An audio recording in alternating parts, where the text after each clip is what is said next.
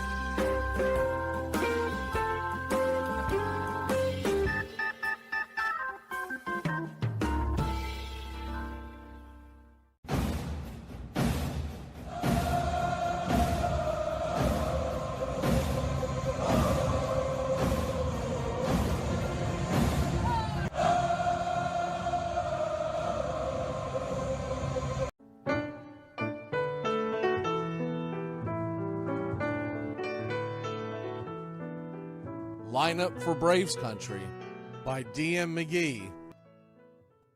A is for Aaron, the Hammer and Hank, the real home run king. Take that to the bank. B is for Bobby. Cox never cowered. He'd give Blue quite an earful on his way to the showers. C is for Chipper. Don't call him Larry. He would show up in Shea, the Mets he would bury. D is for David. Justice he'd bring. A Game 6 solo brought Atlanta their ring. E is for Eddie Matthews. 512 bombs away. Lit skies from Boston to Milwaukee to the A. F is for Fred. McGriff dog-biting crime. A fire was lit the day he arrived. G is for Glavine. Southpaw winds and kicks, changing speeds east and west, a gem in Game 6. H is for Harry and his brother George Wright, the father of baseball, Boston pennants in flight. I is for inning, ending double play, Riley to Ozzie to Olsen all day. J is for Jones, Andrew let her fly, and his gloves in center is where singles would die. K is for strikeouts, a plenty from Strider, the quads in the stash, getting swings from that slider. L is for Lopez, Javi to B-Mac, Travis and Smurf, we've been lucky to see that. M is for Mad Dog, he won 355. could swat flies with the changeup and still bust you inside. N is for Necro. He got to the Hall by bending and knuckling and floating that ball. O is for Otis. Old Nixon could fly. The catch at the wall baffled our eyes. P still for Peterson. We were all rockin' pearls. With Eddie and Jorge, we were out of this world. Q is a quandary for why Dale is not in. Murphy MVPs again and again. R is for ranking. The top pitcher's lore. Remember Kid Nichols, 107 WAR. S is for Smoltzy. The big three in the hall.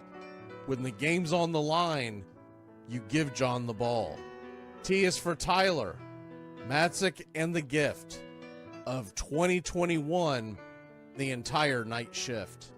U is for Chavez, but we say Uncle Jesse. The frames, the release, kept the batters guessing. V is Van Weeren. Skip Carey 2. Don Ernie Joe, the tales from the booth. W is Warren. Spawn Johnny Sane. They'd ride him in Boston and then pray for rain. X is Mazzoni. Yeah, X marked the spot. Leo rocked next to Bobby, and his pitchers stayed hot. Why it makes us feel young. The game's main appeal. Chopping through the battery, there's no better feel. Z is for Zip Boom Bam, Rama-Lama Ding Dong. Throughout the summer, we sing that song. From AJ to eyeglasses and a hell of a pen. Mad Max, Uncle Charlie, win after win. A cannon from short, and RC you later. Acuna Matata, there is no one greater. Though you can't fit them all when you just A to Z. Think of your favorites in the rafters we see. I started with 3, then 10, 25, 47, 31, and of course 29. Let's not forget 21, 41, 35, the great 44, or 755, and old number 6, who led his great teams. The pennants were flying. It felt like a dream. From Boston to Milwaukee to Atlanta's TBS, a family, a tradition, Braves country's the best. Lineup for Braves Country by D.M. McGee.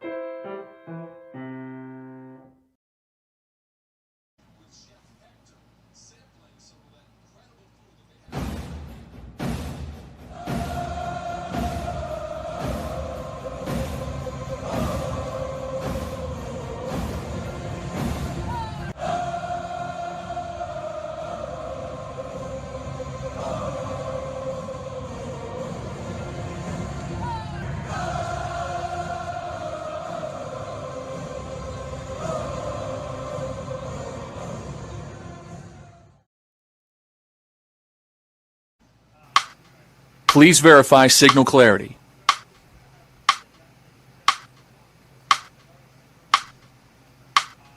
Please verify signal clarity.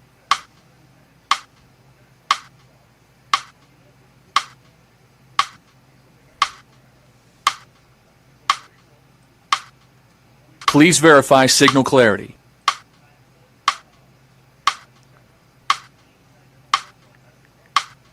Please verify signal clarity. Quiet, we're on the air. Ladies and gentlemen, we interrupt our program of dance music to bring you a special bulletin from the Intercontinental Radio News. You're in Braves country.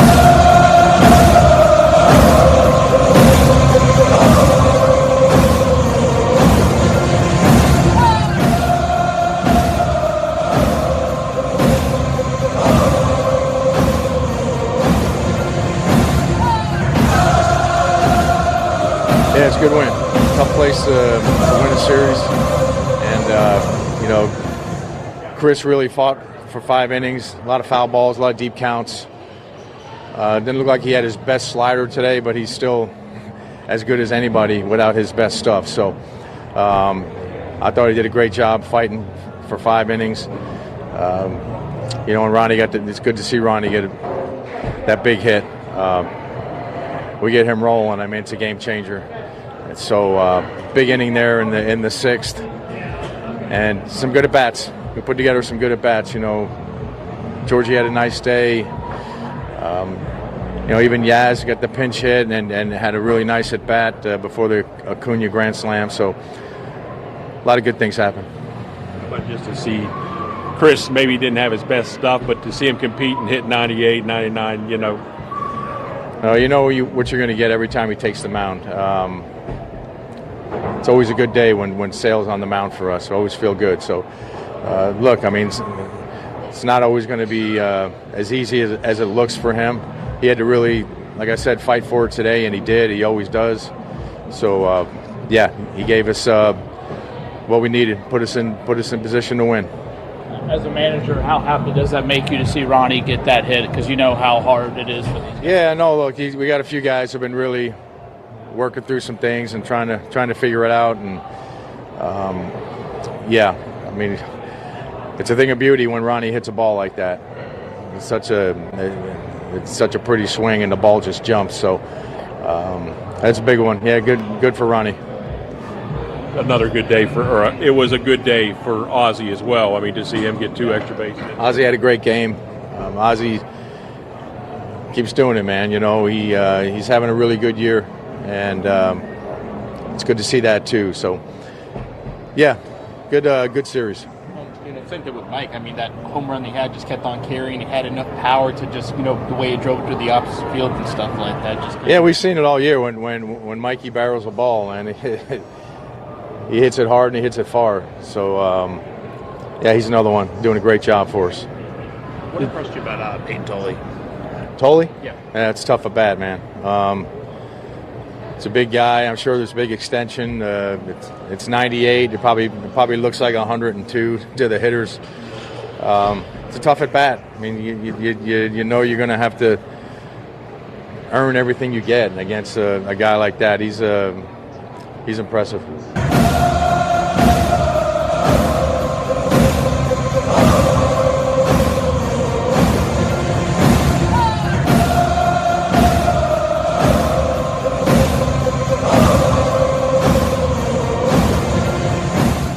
Chris Walt mentioned you didn't feel like you had your best slider today, but just, how much pride do you take in being able to go 5 innings and give you guys a chance to win, even on not your best day? Yeah, I felt like, I'd kind of keep us in the game.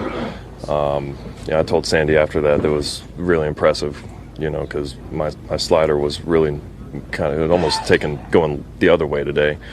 Fastball command was kind of all over the place, so, he really got me through that game. Just to feel that intensity, we saw the 98s and, how you maintain that fastball velocity throughout the game. How much fun is it to feel that kind of adrenaline, in a game like this? Yeah, I mean, I think as players, we feed off of that. This is obviously going to be a great atmosphere here at Fenway Park. I wish I was able to kind of hone it in a little bit. It seemed like it was almost just too loose today, where it just was kind of getting away from me at times. Again, like I got to give credit to Sandy for noticing sometimes the slider was there, sometimes it wasn't, sometimes the command was there, sometimes it wasn't, and he really had to work to kind of get me through that one today. How different was the experience of the second time back, all told, versus the first time back? It's always, going to be the same.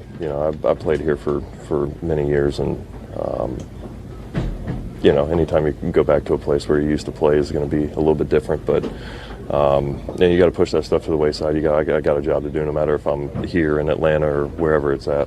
That's to give my team a chance to win. And, it's nice when when the boys jump out, and put some runs on the board. That it was really tight game for most of that game, and then there in the 6th inning just kind of blew it open and just kind of kept tacking on. So put a lot of stress on the offense today, and they did their job, and I also put a lot of stress on the bullpen, and they were perfect. So it's a good win. Did coming back to Fenway add to that adrenaline at all, or is it just a general kind of adrenaline that you feel when you're starting? I usually get pretty amped up for my starts. I also had, a few extra days off this week, so, I was able to play a couple more games of long toss.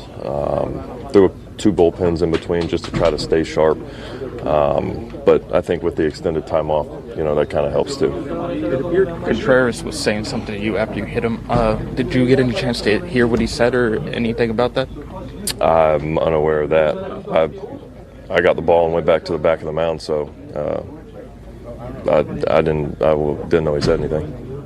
You were talking to Tolley the other day. What was kind of your thoughts on him seeing him?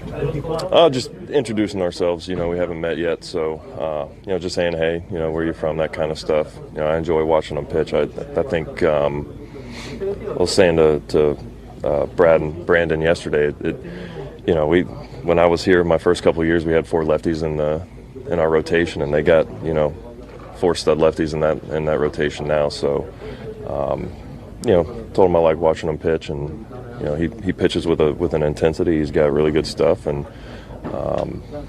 he's going to be good for a long time. Totally said he grew up watching you and he kind of looked up to you as a starter. As you've kind of moved through the game, I remember early on you met Pedro here. Have you taken on a role of trying to make sure that you reach out to guys that may have enjoyed watching you growing up and kind of be that guy for them?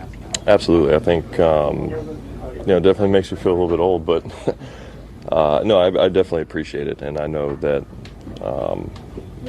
When I got here and the way Pedro treated me and guys that I've met, I was fortunate enough to meet Randy Johnson in Arizona, and they're just so gracious with their time. I enjoy talking to them, so, I hope I can do the same thing for those guys when we have those interactions. And I enjoy meeting guys. I enjoy, kind of the brotherhood of this game. I know we're competing against each other, but we're kind of all under the same umbrella of, being Major League Baseball players and pitchers, so. Anytime I can, help somebody out or, go talk to somebody, I like to take that opportunity. In Tolly, do you see any of a younger you, the way you guys approach the game, that fire? Yeah, he's definitely got an intensity to him. I don't think I could throw that many fastballs in a game and get through it the way he does. That was impressive. I even, when I got done, I asked Hef, I was like, what today? That's very impressive. So again, he's got, looks like he's built to last. He looks like he really enjoys competing, and he's got great stuff. So like I said, he's going to be a lot of fun to watch for a long time. Is there any nostalgia when you come back here, or is it all business? Like you're thinking about 18 or anything, or is it just all business? No, I definitely appreciate coming back here. I still have my home here. We come up in the off season. I enjoy the city of Boston. It was really good to me for a really long time. It was a place I called home for a long time. So we had some really good memories. I know there was, some things that happened that I wish didn't, but I like to look back on the good memories and hold on to those and appreciate those. You're in Braves country.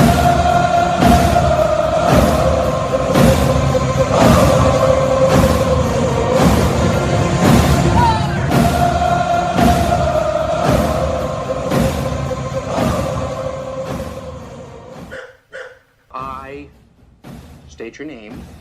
I state your name. Do hereby pledge allegiance to the armchair with liberty for all. You're in Braves country.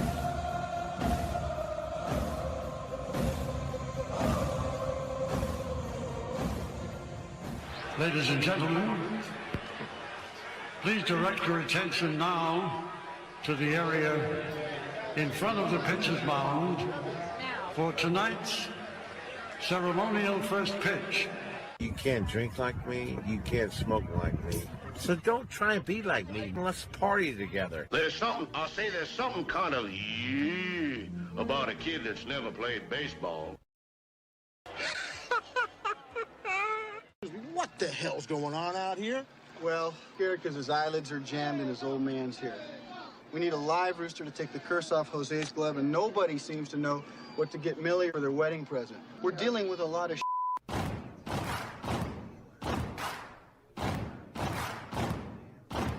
Baseball is a beautiful thing. It's more beautiful in an old park. It's asymmetrical and quirky. But even in a dome with artificial turf, it's beautiful. The way the field fans out, the choreography of the sport, the pace and rhythm of it. The fact that pace and rhythm allows for conversation and reflection and opinion and comparison. In right field, the crowd is tormenting Strawberries, singing, Darryl, Darryl. Little roller up along first, behind the bag. It gets through Buckner. Here comes Knight, and the Mets win. And there's a fly ball deep to left. It's on its way. There it goes. And the Yankees are going to the World Series. Aaron Boone. Ground ball stabbed by Polk. He has it. He underhands to first for the first time in 86 years. The Red Sox have won Baseball World Championship. Can you believe it? It's a pastime, something you do. It's entertainment, something you watch. And it's a shared experience, something you talk about and read about. But you can apply those same three criteria to other things. What makes baseball special is that it's the best game that's ever been devised. Smith corks one into right down the line. It may go. Go crazy, folks. Go crazy. sure as God made green apples, someday the Chicago Cubs are going to be in the World Series. A little bouncer slowly toward Bryant. He will glove it in front of Rizzo. It's in time, and the Chicago Cubs win the World Series. Cubs win! What a lucky break! The good Lord wants the Cubs to win! How can you not be romantic about baseball? If baseball is about caring, about loyalty and rivalry, Braves fans are on their feet hoping for some kind of a bleeder or a seeing-eye single. Here's the 1-2 pitch. Fastball hit high and deep down the right field line. It's going back, back, back. Is it fair? Is it zip, boom, bam, it's gone! Ram-a-lam-a ding-dong, a 3-run shot, and your Atlanta Braves have taken a 1-run lead.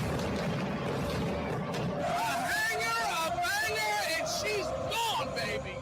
There's a very peaceful thing. It was created and played in pastures and meadows. There's grass, there's outdoors, there's everything that people thought was American and feel about America you get in a ballpark. And it's the wonder of walking through that dark tunnel and seeing a huge open space where men play the little boy's game.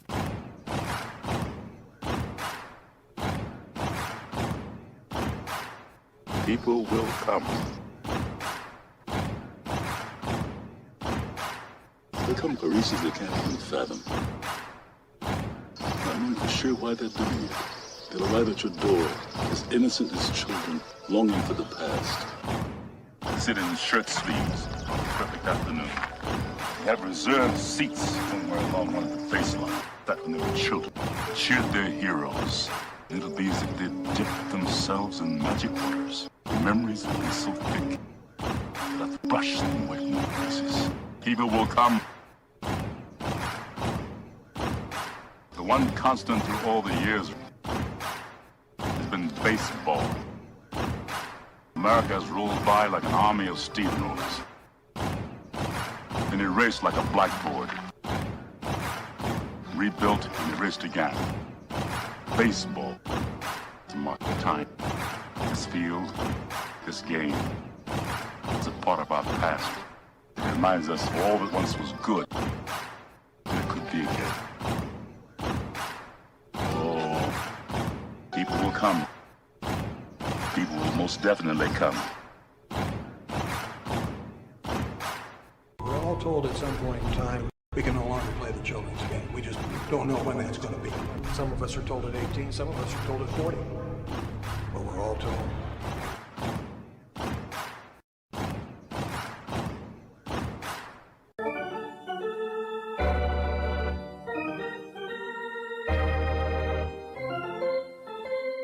I believe in the Church of Baseball. I've tried all the major religions and most of the minor ones. I know things. For instance, there are 108 beads in a Catholic rosary, and there are 108 stitches in a baseball. I prefer metaphysics to theology. You see, there's no guilt in baseball, and it's never boring.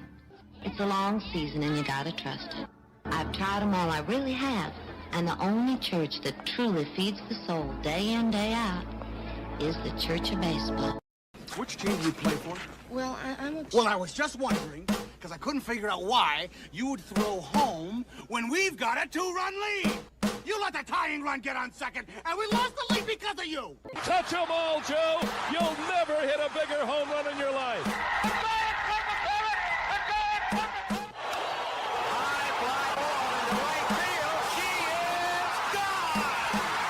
Swung line drive left field. 1 run is in. Here comes Green. He's looking right at the plate. You're in Braves country.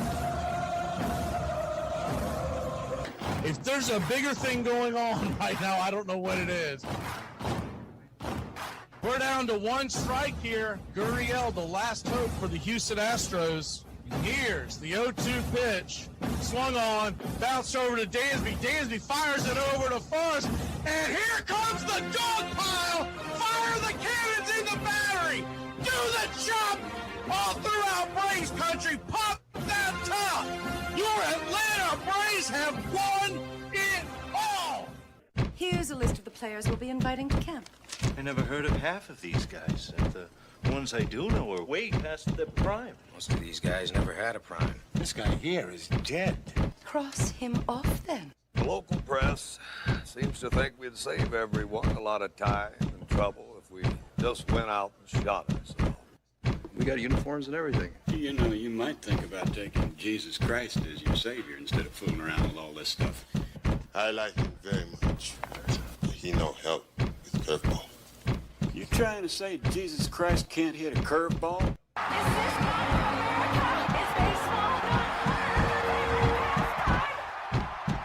But I'll tell you, these fans are great. Listen to them. Hey, way to go, Rick. All of Ohio loves you. Come on, baby. Come on, Ricky. Come on, Ricky. The game doesn't stink. It's a great game.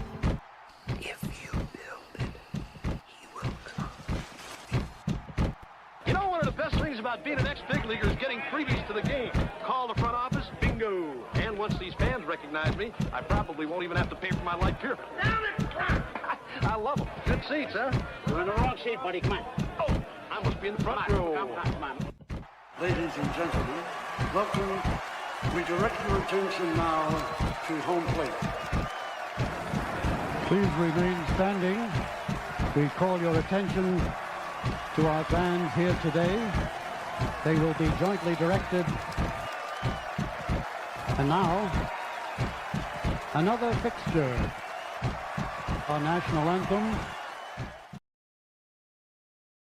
Oh, say, can you see by the dawn's early light what so proudly we hailed at the twilight's last gleaming, whose rough stripes and bright stars through the perilous fight for the ramparts we once were so gallantly streaming, and the rockets' red bombs bursting in air gave proof through the night that our flag was still there.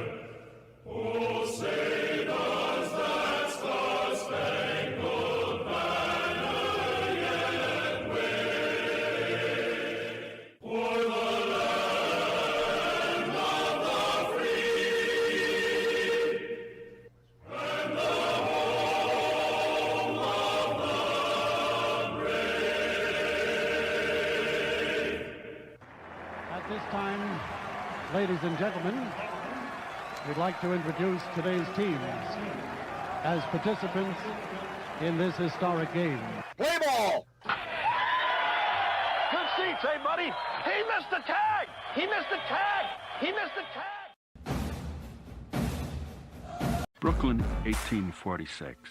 In our sundown perambulations of late, through the outer parts of Brooklyn, we have observed several parties of youngsters playing base, a certain game of ball. Let us go forth a while and get better air in our lungs. Let us leave our close rooms. The game of ball is glorious. It is played everywhere, in parks and playgrounds and prison yards, in back alleys and farmers' fields, by small boys and old men, raw amateurs and millionaire professionals. It is a leisurely game that demands blinding speed. The only game in which the defense has the ball. It follows the season, the fond expectancy of springtime and ending with the hard facts of autumn. Because we've been playing it fundamentally the same way for so long, the way that we can find the benchmarks that cross generations and cross decades is to be able to use these statistics as if they were labels. They aren't numbers. 300 hitter is not a number. The 300 hitter is a tag that means something today, as it did in 1930, as it did in 1890. I can make that comparison with my father, who could have made it with his father, that common language. It's our game, America's game. We'd spit tobacco juice on a spike wound, rub dirt in it, and get out there and play. Baseball's a gentleman's sport. Sportsmanship spoke from the heart of America. It is a haunted game in which every player is measured against the ghosts of all who have gone before. Most of all, it is about time and timelessness, speed and grace, failure and loss, imperishable hope and coming home. Somebody sat down and said, hey, it ought to be 90 feet. If it were 88 feet, the game would be very different. Think of the double plays. If it were 94 feet, batting averages would drop remarkably. 90 feet, that was a pick from heaven.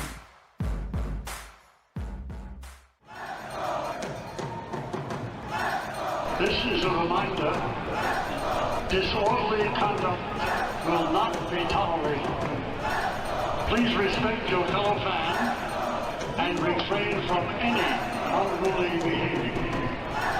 Failure to comply with these guidelines will result in ejection.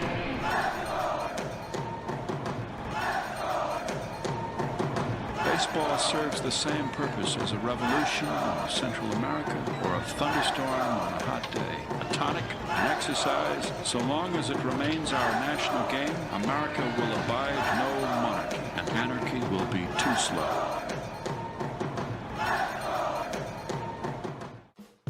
Ladies and gentlemen, we interrupt our program of dance music to bring you a special bulletin from the Intercontinental Radio News. Ladies and gentlemen, the flash in the sky was visible within a radius of several hundred miles, and the noise of the impact was heard as far north as Chicago, Illinois. We have dispatched a special mobile unit to the scene, and we'll have our commentator give you a word picture of the scene as soon as he can reach there. Reports observing several explosions occurring at regular intervals and moving toward the Earth with enormous velocity, like a jet of blue flame shot from a gun. Crosley Service estimated that 32 million people were listening in on radios. Quietly, and we will control all that you see and hear. You are about to participate in a great adventure. You are about to experience the awe and mystery which reaches from the inner mind to the BCR, your home for the classic call, Radio Baseball. Hi, folks. Join us now for another ball game. Yes, sir. Why, we'll send you the play-by-play. This is the one we've been waiting for. This is it. This makes you feel like it's spring and baseball, no more measles, and free tickets to the circus. Although edited, tonight's thriller contains suspense and violence which may be unsuitable. Parental discretion is advised. 2, 4, 6, 8. Who do we appreciate? Braves count.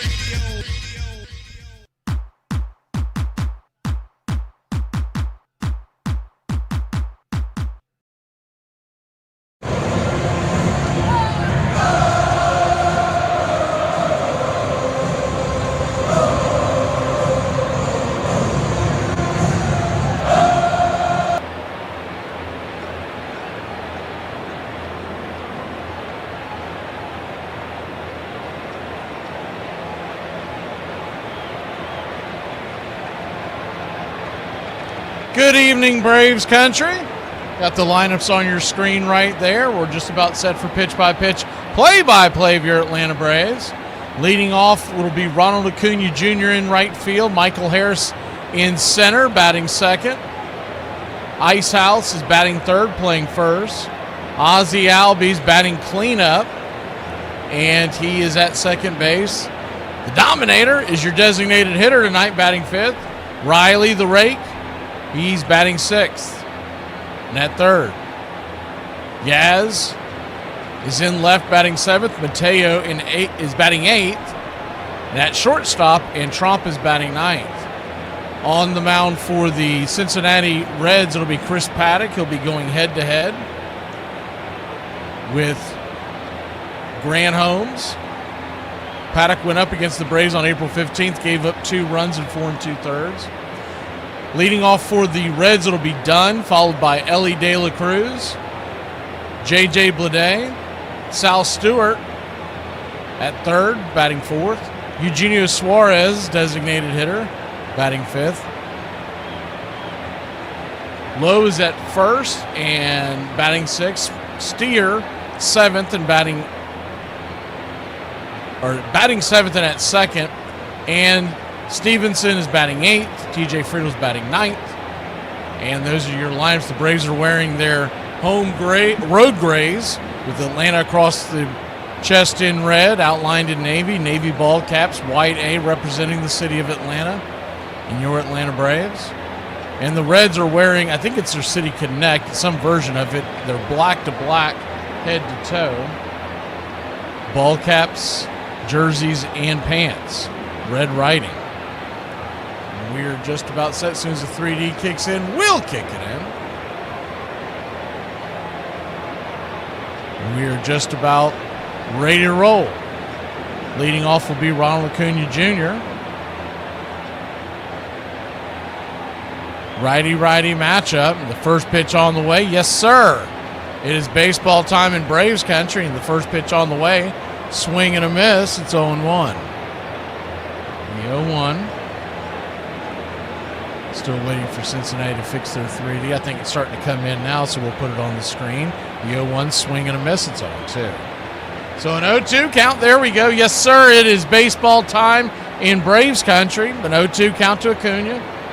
Fresh off the grand slam from yesterday's game. Maybe that'll get him going. The 0-2 pitch. This is upstairs. Good take. Four-seam fastball. Very, very close pitch. And it is 1-2. So a 1-2 count. Braves nothing, Reds nothing. Standing on deck is Michael Harris. The 1-2 to Acuna. Swing! That ball is blasted. High and deep. Going back on the track. Zip, boom, bam, it's gone! Bravo. Ram-a-lam-a ding dong. A solo shot to get us rolling, baby. It's 1-0 your Atlanta Braves. Bravo.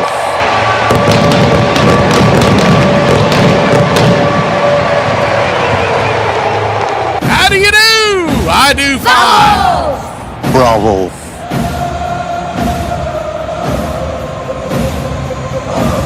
.429 happy feet over the left field wall in the Atlanta Braves. Here in the Great American Small Park, they draw first blood. So that'll bring Michael Harris II to the plate, and he takes a swing at the very first pitch, and that ball's going back on the track at the wall, making the leaping catch. Did he rob it? He robbed it. Wow, what a great catch out there in right field by Dunn. At the top of his jump, he timed it and grabbed it over the wall, and Harris can't believe it. One away. So fireworks aplenty to start the game. The wind is blowing in just a tad 2 miles an hour, but it's warm here today. 80 degrees expected to be at first pitch here in Cincinnati. First pitch is a four-seam fastball to Matt Olson. It's 0-1. The 0-1. Paddock kicks and fires. Misses high. Did not go around. It's 1-1. So 1-1 count. Paddock, the right-hander, turns and clicks and drops it down inside. And that'll make it 2-1 to Matt Olson. Braves 1, Reds nothing. If you're just joining us, you missed a solo home run by Ronald Acuna Jr. to get things going. The 2-1 pitch. Swing, slices it back foul, and we'll do it again. Your home plate umpire is Ryan Blackney. First base umpire Marvin Hudson. Second base will be manned by Nick Marley. And down the third base line, it's Trip Gibson. Game 1 of the double dip here on Braves Country Radio. The 2-2 pitch, swing. Sizzles it back to the backstop, and we'll do it one more time. Tonight, following this game, the 10-10 first pitch, we've got Phillies and Dodgers. A 2-2 pitch. Inside, misses high, and it is a full count. So a full count to Olson. One down, one across. The payoff pitch. Swing! Slaps it back foul.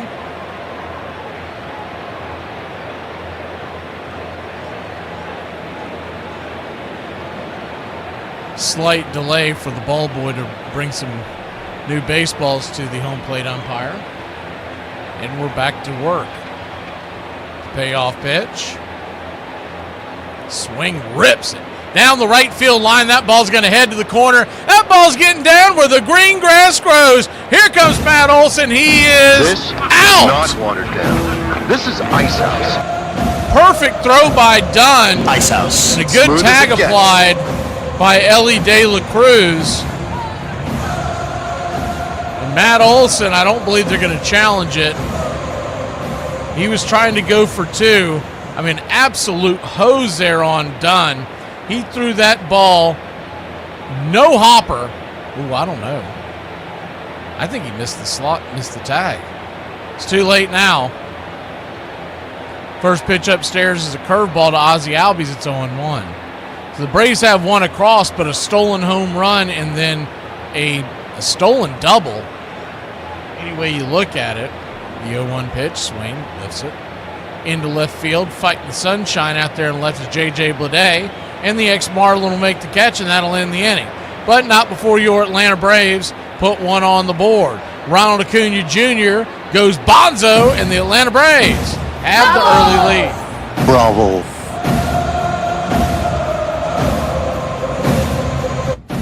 Where do you come from? Where do you hail from? You're in Braves country. It's always great to hear where everybody's listening here in Braves country.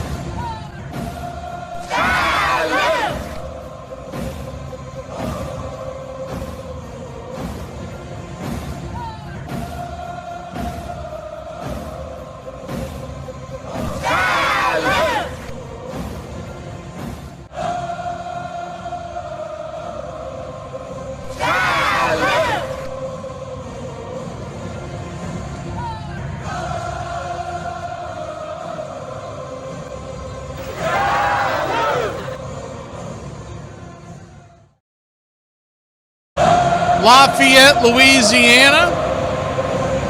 Rosemary, if you're talking about our audio, it went nowhere.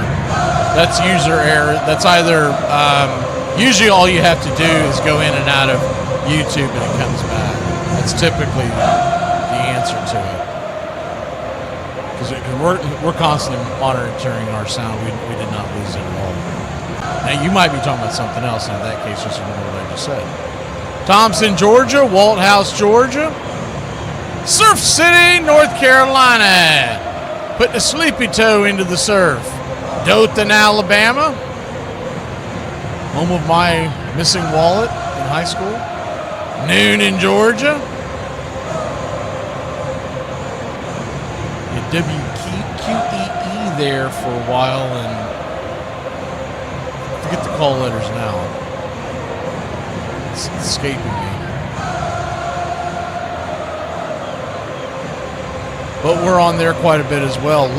Lithia Springs, Georgia. Elberton, Georgia. Bedford, Virginia.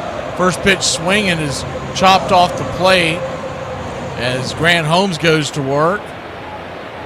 That ball will be fouled. It's 0-1. He got a piece of the batter. Dunn leading off. Two great defensive plays. That tag was missed. I went back and looked at it in between the break. They missed the tag. They should have challenged it, but they may not have seen what I saw because I didn't see it until after Olson was in the dugout, so who knows what was going on there. Pitch is in the dirt, and the second pitch of the day makes it 1-1. You got Lafayette, Tennessee, and Lafayette, Louisiana here dueling. The 1-1 pitch, swing, sizzles back up the middle. Line drive, but caught, backhanded by Ozzie Albies. Good defensive play by the Wiz, and there's one away. Man, this is a humdinger of a game so far. Defensive plays, home runs, everything that you need in a Friday night game. I'm the Wiz. I'm the Wiz. I'm the Wiz, and no Tuggy. Greenville, South Carolina. Either that or that's Southern California. I'm not sure what SCA stands for. Righty-lefty matchup. Pitch down and in to Ellie De La Cruz. It's 1-0. The 1-0.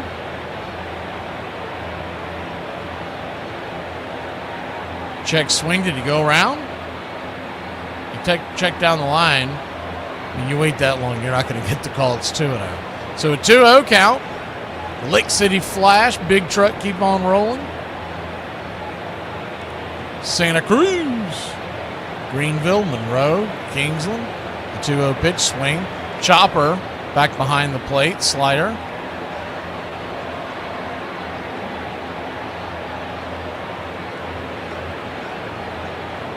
Yeah, I don't know why it does that, Rosemary. It does it to me fairly regularly on my phone. I don't know what the deal is, but the 2-1 pitch, swing, fouls it back, we'll do it again. I've just learned that all you got to do is go in and go out, and it fixes it. And it happens all over YouTube, because I watch YouTube quite a bit, not just when we're doing the games and whatnot. I pay attention to it. There's a lot of shows that I watch on YouTube. The 2-2 pitch swing, lifts it down the left field line, fouling out of play. A lot of podcasts and stuff like that, and I'll get it all the time. I have yet to figure out if there's a way to prevent it. I seriously doubt there is. I think it's just an internal glitch. It's probably just not connecting to the Wi-Fi for just a hair, and it kicks it out. Time is called by Ellie De La Cruz, a 2-2 count. Layton, Utah. One thing I know about Utah is the Jazz, the 1990s Jazz. The 2-2 pitch, swing and a miss. Strike 3, and there's 2 down. It's a heck of a team they had. That's one of those teams that when it's all said and done, you're like, man, that was a hell of a team. And even if they didn't win a championship, they're up there. To me, you always have to look at with these teams that come short. Well, who did they lose to? And if they lost to an all-time great team, then you got to give it a pass. First pitch is a changeup to J.J. Bleday. It's 1-0. The 1-0. Good to see everybody in the chat. We're doing the doubleheader today, so the 1-0 pitch down and in, 2-0. Didn't do the roll call because we're trying to save the voice and everything. That's what we usually do on these doubleheaders. The 2-0 count.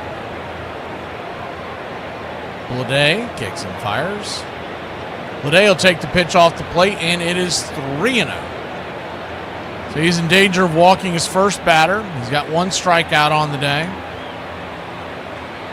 Grant Holmes has looked pretty good his last few outings, but this is a tough pitch to park in, the 3-0 pitch. Down and away, ball 4.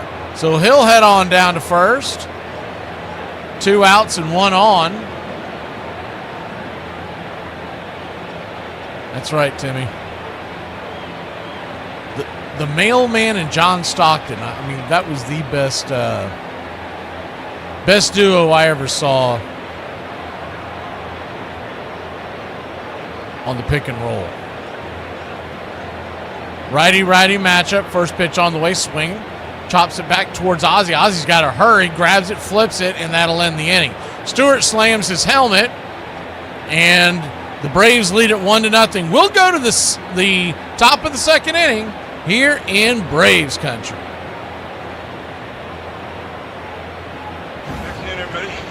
What a day. I use a drink. Nothing like a cold one after a long day, huh? So, how much do you drink? I think I'm good for about 10 or 12. 10 or 12 a week? That's not bad. Well, a week. You drink 10 or 12 beers a day? You counting beers, too? How reckless of me.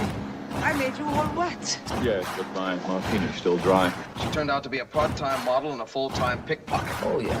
I've been known to drink a beer or two. But then again, I've been known to do a lot of things. You drinking anymore? Oh, me? No, I quit drinking, dude. You never gonna drink again? Nope. You wanna stop at the bar by the Chinese restaurant? Just get a quick shot, me and you, and then we'll go? Yeah, the bar they got in the back. Oh, the Chinese bar? Okay. What's shaking? All 14 with a couple of chins. I thought you said they didn't have alcohol. Run back to your mix master. cook up a few more of these. Cigarette? No, I never touch them. Yeah.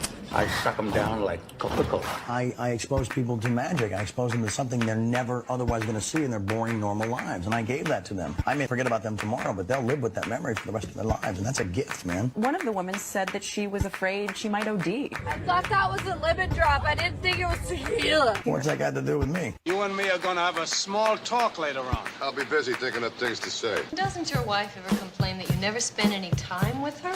Would you? Could you keep it down to a low roar? Some of us have to work. Put that money down, pal. Yeah, I'll be ready. There goes the 2 weeks at camp I promised the kids this summer. My birthday, give me a beer, stick a candle in it, and I'll blow out my liver. Here's to feeling good all the time. Perfect. Cheers. Cheers. This crowd's back into it now.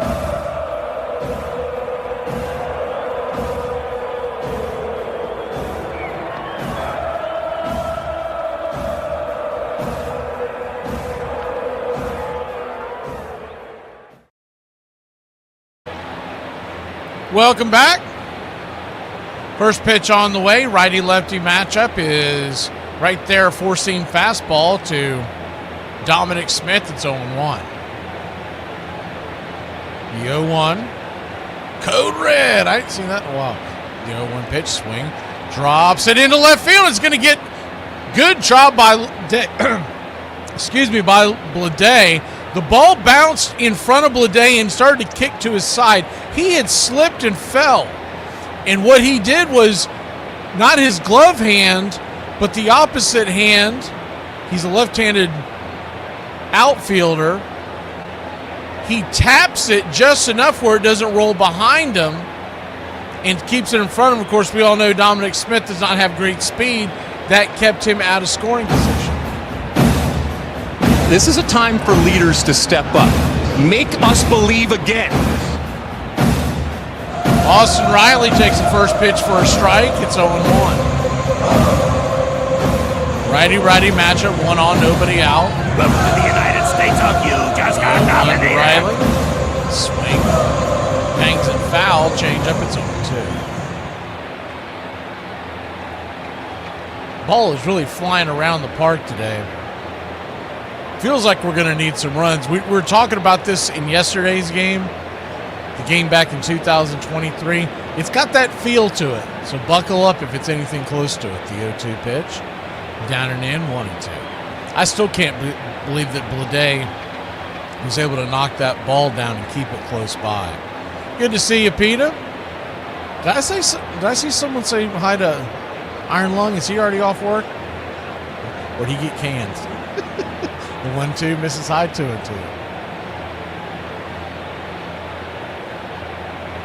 So a 2-2 count. Sir, I'm going to have to ask you to explain this vodka in your locker and in your coffee and hidden in the toilet. The 2-2 pitch. Outside, wide, full count. Yeah, I'm not a fan of these City Connects either, Sleepy. It's such a strange thing when they do City Connects, and then it looks nothing like the team. This is Cincinnati red. Shouldn't red be the dominant color? Gonna flip it back to first real quick. I think a lot of these City Connects are missing just really low-hanging fruit. Why not go back to something that's old school looking? The payoff pitch, swing. Did he get a piece of that? He just got a piece of that to stay alive. That was almost strike three. Hit a stitch or two to knock it down.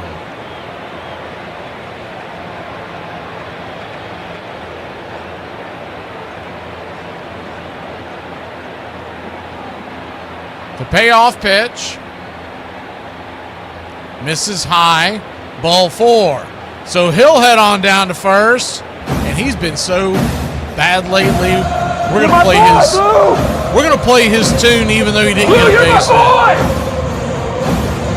Getting on base, that's half the battle there, Riley. Yaz coming to the plate. He's had an uptick in his batting average here recently. By the way, not for nothing, he's batting .400 lifetime versus Paddock, so watch him here. First pitch on the way is a curveball off the edge. It's one no. He's got a couple of dingers as well. Remember when Yats was hitting well below 200. He's batting 234 now. The 1-0. Swing. Four-seam fastball. It's 1-1. So a 1-1 count.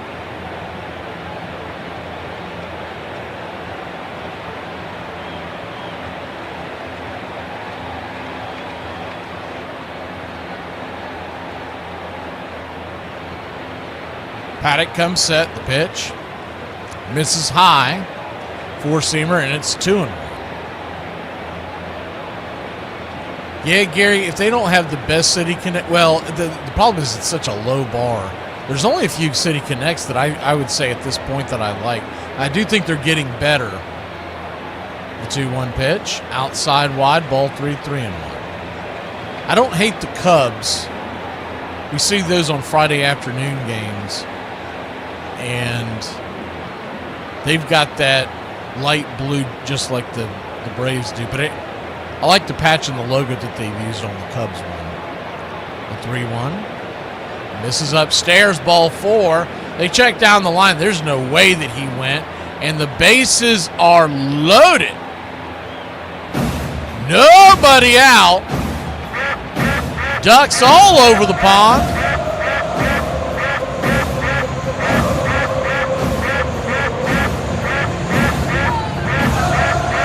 That makes sense, Mark, because he got hurt in 24.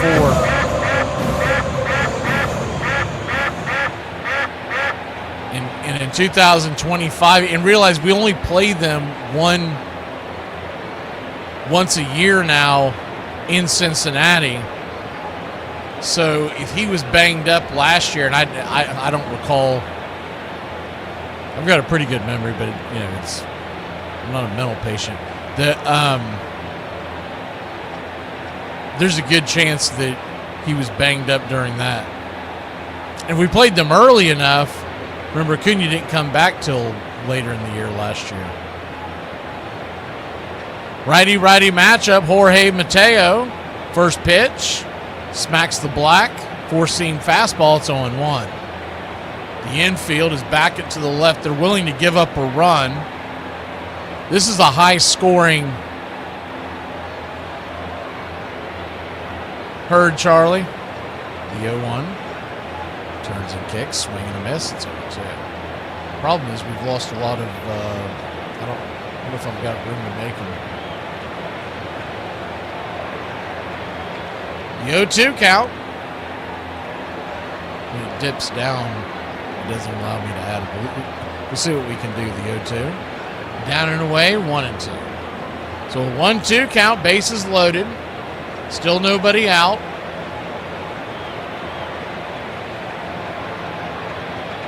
Smith is at third. Good base runners on first and second, Riley and Yaz. The 1-2. Swing, chopper. Slow developing play. And they'll get the force out at second base, but that'll be it. So we'll get an RBI fielder's choice. And it's the little things that put you ahead 2-0.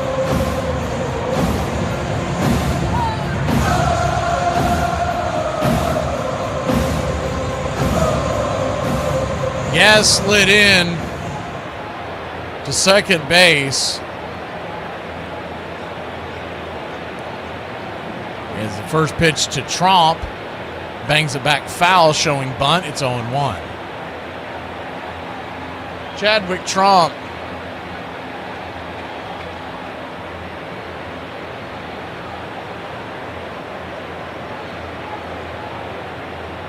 Runners at the corners, one out. The 0-1 to Chadwick. Paddock brings it. Misses high. That'll even up the count. Four-seam fastball, 1-1.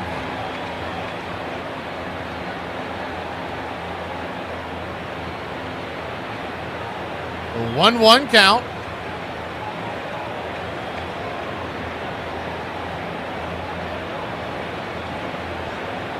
Swing. Fouls it away. 1-2.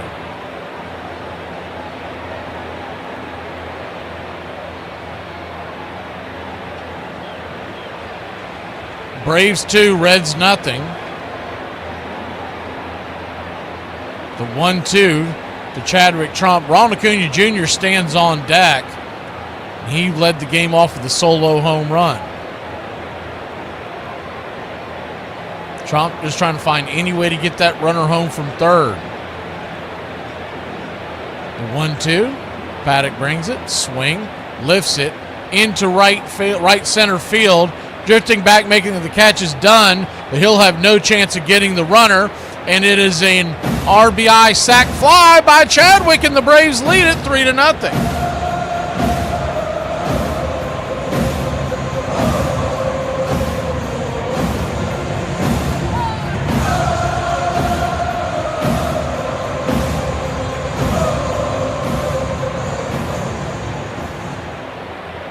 So 1 on and 2 outs, and Ronald Acuna Jr. comes to the plate. He led the game off with the solo shot into the left center field seats. Paddock flips the ball over to first real quick to keep the runner close by. Braves scored 1 in the first, 2 in the second.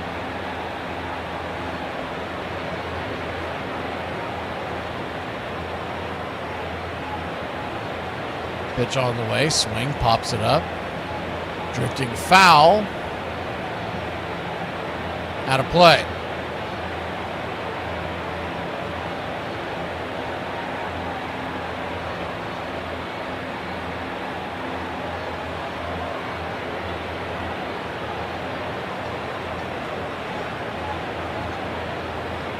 The 0-1 count. Acuna digging in. Turns and kicks. Mateo goes. He throws down to second base, and he is safe. Good stolen base. Good jump there by Mateo. Pretty good throw by Stevenson.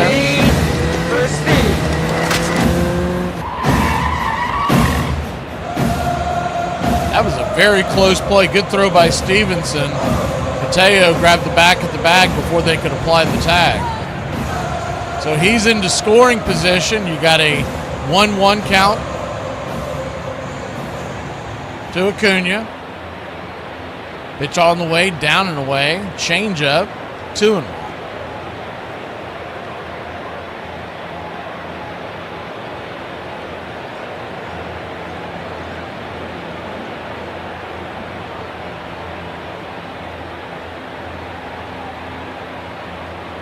The 2-1. Turns and kicks. Swing and a miss. 2-2. Sinker blew it right by him up top. Acuna will step around. Looks like he's going to take his timeout right now.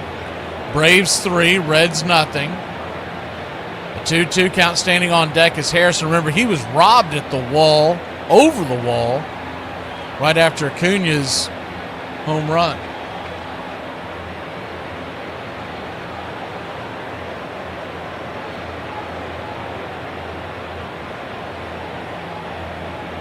Acuna comes set, the pitch inside high, and it is a full count.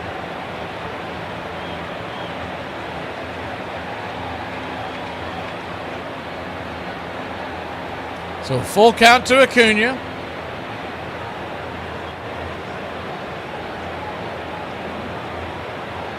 Pitch on the way, outside wide, ball 4. So he'll head on down to first.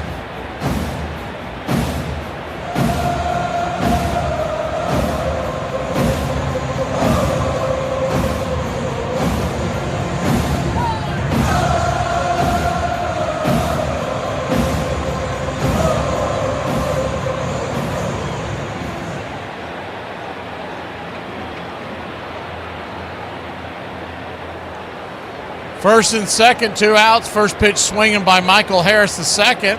Change up. Swing and a miss. It's 0-1.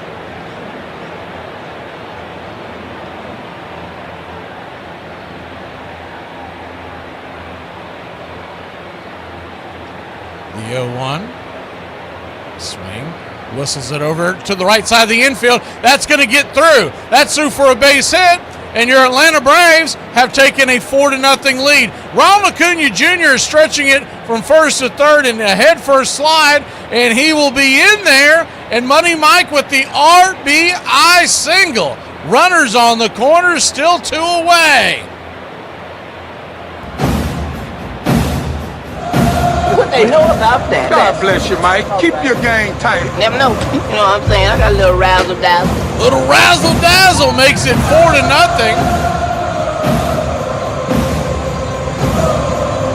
The throw was there in time, but the tag could not grab Acuna on the back end. He slid to the back of the bag and just avoided the tag. So runners at the corners, 2 outs, and Matt Olson could really put a charge into this game. First pitch misses high. Out of the zone, it's 1-0. Olson, who had a single his first time up and was thrown out at second trying to stretch it into a double. The 1-0. Turns and kicks. Top of the zone. 1. So 1-1 count.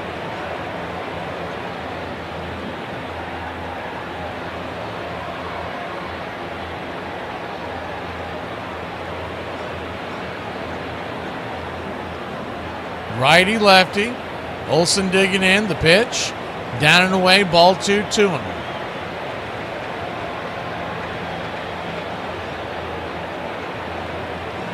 The 2-1 to Olson.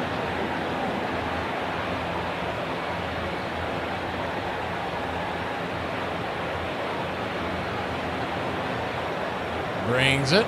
Swing. Chopper over to first, and that'll be a G3 in your scorecard, and that'll end the inning. But not before your Atlanta Braves put 3 on the board. It's 4-0 good, guys. We go to the bottom of the second.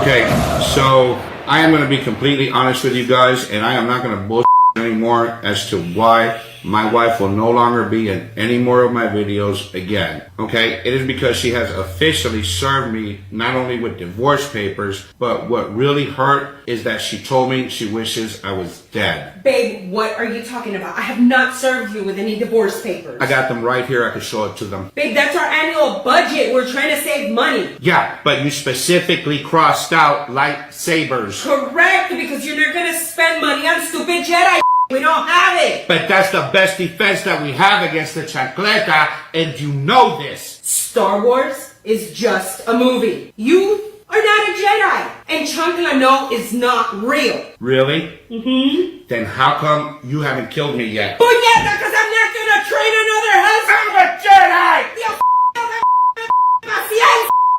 Bob was on Johnny over 100 times. I remember after the first show I did, I heard Johnny ask Ed, did that guy really play baseball? And Ed said, I think so.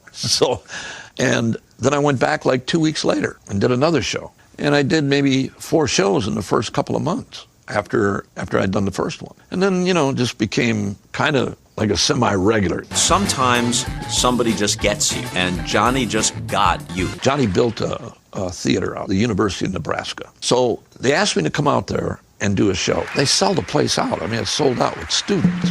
After we're all over, one of Johnny's people came up to me.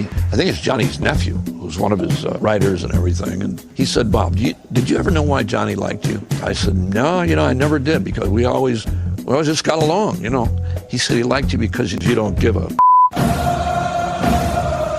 Trump, you feel me? No, Biden forever, bro.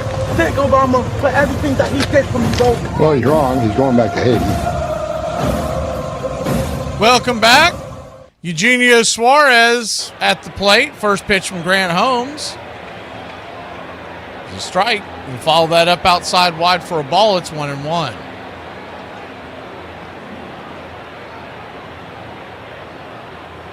The 1-1 swing. Hammers it over towards third. Riley's got it. Easy throw. 5-3, and there's one down.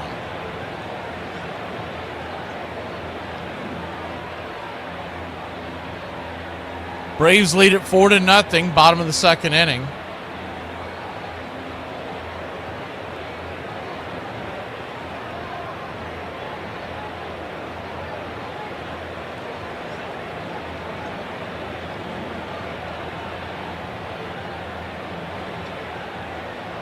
First pitch, four-seamer to Lowe's. Right there for a strike. It's 0-1. Grant Holmes, 1 strikeout so far, 1 walk.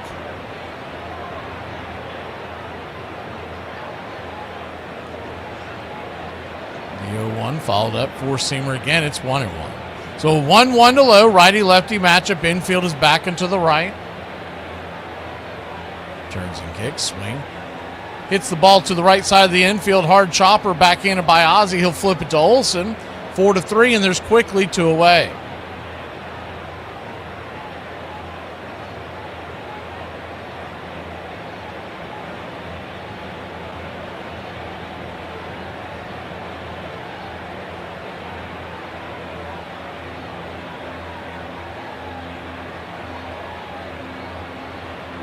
Two down.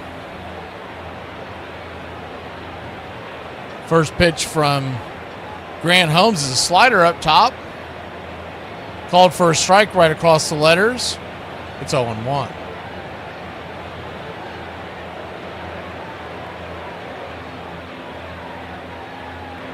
The 0-1. Sinker fouled away. It's 0-2.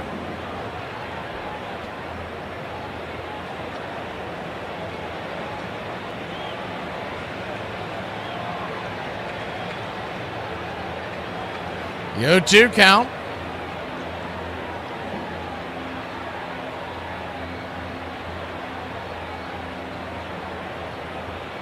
Four-seamer misses high.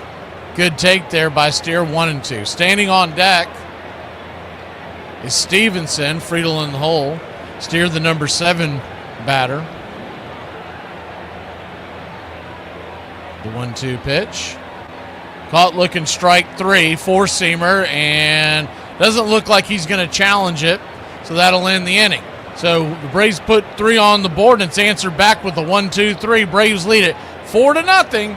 We'll be back in a flash here on Braves Country.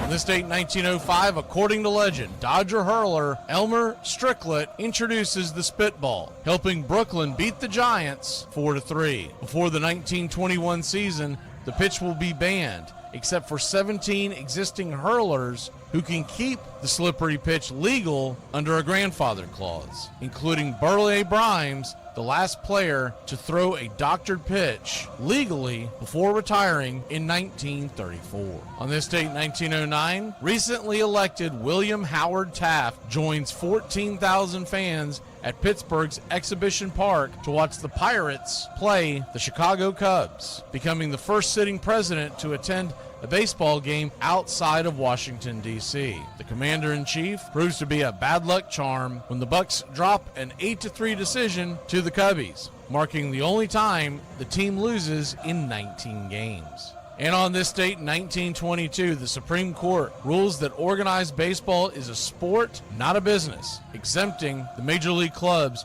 from antitrust laws and interstate commerce rules. The unanimous court decision held that professional baseball did not meet the definition of interstate commerce because their travel between states is incidental to the business with all the revenue generated from the actual games.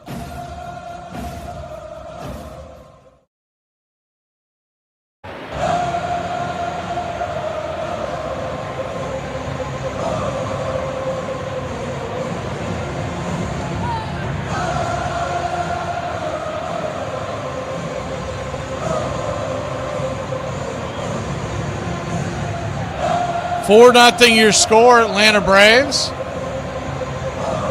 Go back to the bats as we head to the top of the 3rd inning.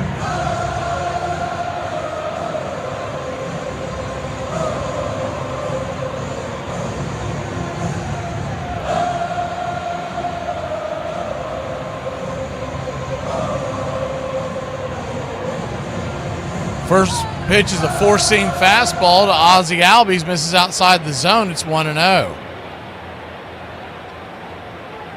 The 1-0 to Ozzie. Just misses. Changeup. Ball 2-2-0. Good take by Ozzie there.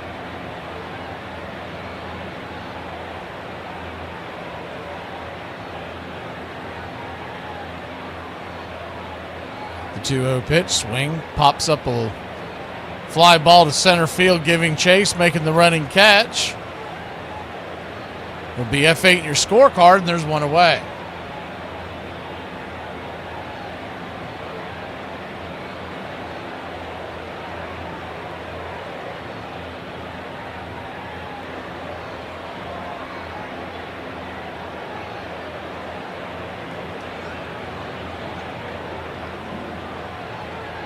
One up, one down, and Dominic Smith banks a curveball down the first base line. It's 0-1. Smith, 1 for 2 on the day with the run scored.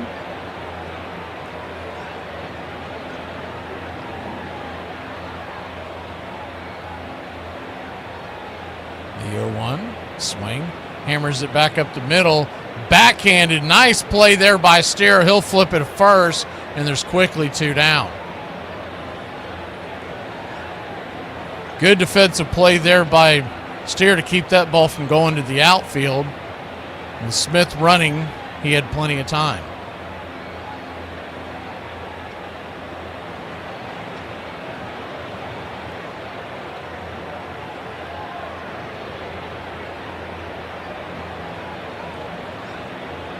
First pitch is a sweeper to Austin Riley. Riley walked his first time up and came home to score. Pitch misses well outside the zone. It's 1-0. Righty-righty matchup, the 1-0. Brings it. Swing, fouls it back. 1-1.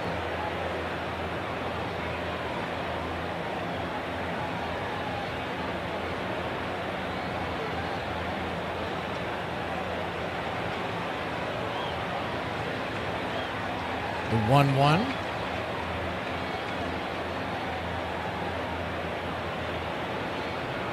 Quick timeout. Stevenson's going to go out there and talk to Paddock real quick. Paddock's at 56 pitches, by the way.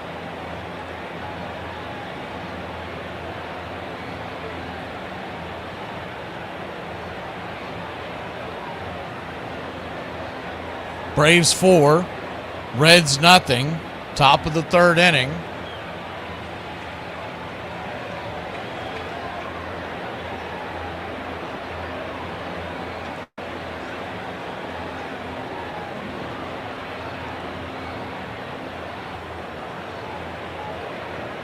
The 1-1. Riley digging in, pitch, swing, pops it up. Right side, first base foul territory, and making the easy catch there is Lowe, and that'll end the inning. Braves go down quietly, but they have a 4-run lead. We'll go to the bottom of the third, leading 4-0 here in Cincinnati. But China's stealing your data. I don't care. I would drop ship my DNA to the front door of the Chinese Communist Party before I watch an Instagram reel. What's the difference between a pickpocket and a peeping Tom? Pickpocket and a peeping Tom. Yeah. A pickpocket snatches watches. So what is it? Carnation milk, the best in the land.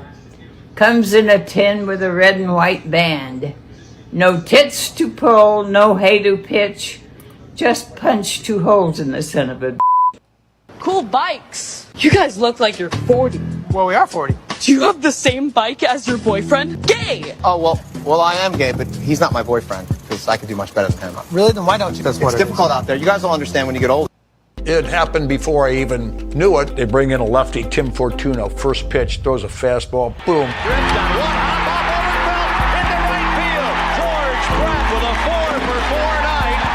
Southern California has his 3,000th hit. It was crazy. Like, he went 4 for 4, and it was just insane.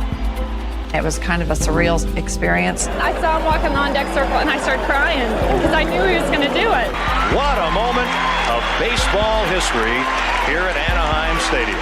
Another cool thing, my brother Ken was in the booth, and he got the call. Mobbed by his teammates here at Anaheim Stadium. And for you, Ken Brett, I know it's a thrill to see your little brother get it. Well, I tell you what, I couldn't be prouder, I couldn't be happier. I remember a comment that he made. I know one thing, I think I'm going to get home a little bit late tonight. And we did. Party time. Hey, I couldn't have done it without you.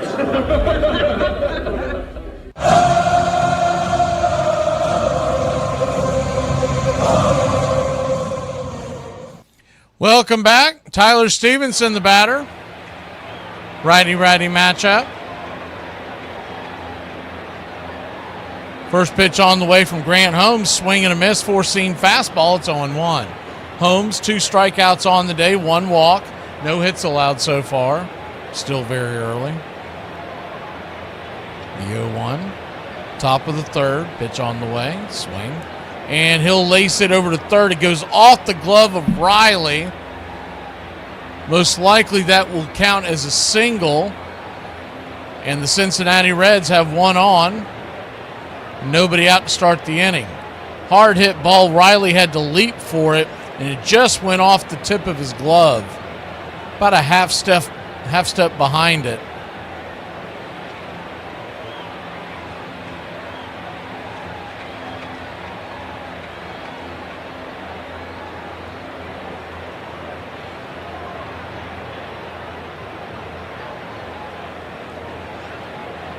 First pitch on the way is a four-seamer to TJ Friedel, the number 9 hitter. Start the at-bat. It's 1-0.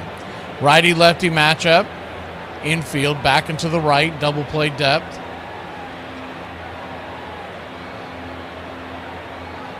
The 1-0. Right there for a strike. It's 1-1.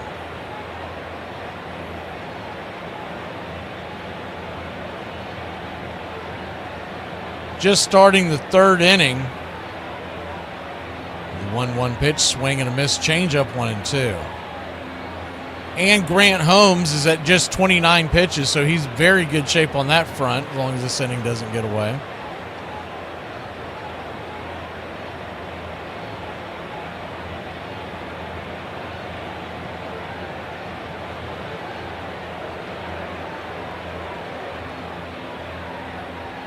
The 1-2.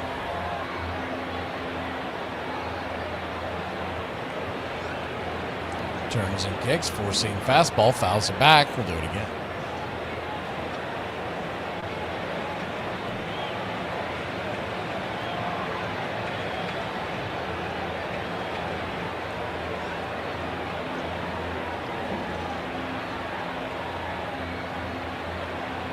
The 1-2 pitch, swing and a miss, changeup, strike 3, and there's one away. Third strikeout of the night by Grant Holmes. Got him with that bending slider down and in. Good pitch, and that'll take us back to the top of the order with Dunn coming to the plate. Ellie De La Cruz slides into the on-deck circle.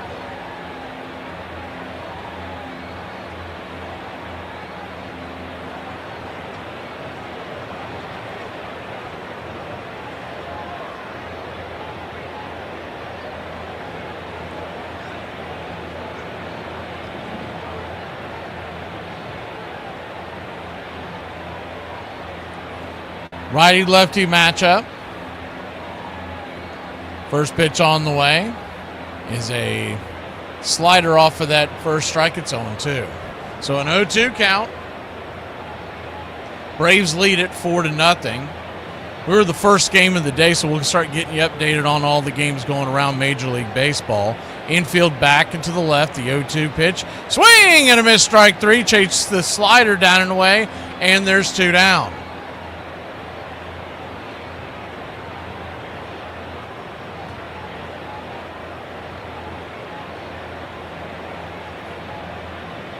Good pitch there by Grant Holmes. He's got that bender working.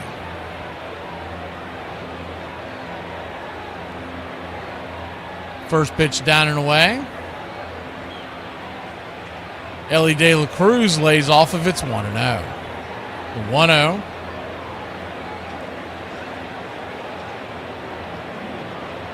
Turns and kicks. Swing. Chopper off the plate. 1-1. So a 1-1 count. Game 1 of a double dip here. We've got Braves and Reds now, and Phillies and Dodgers at 10:10. Zach Wheeler versus Robleski out in California. The 1-1 pitch, swing, chops it off his instep, and we'll do it again. So a 1-2 count.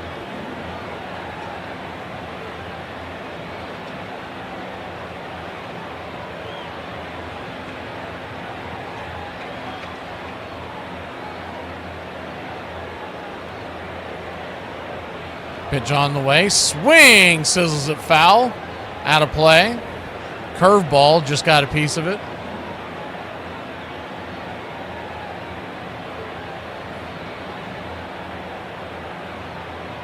Game 1 of a 3-game set.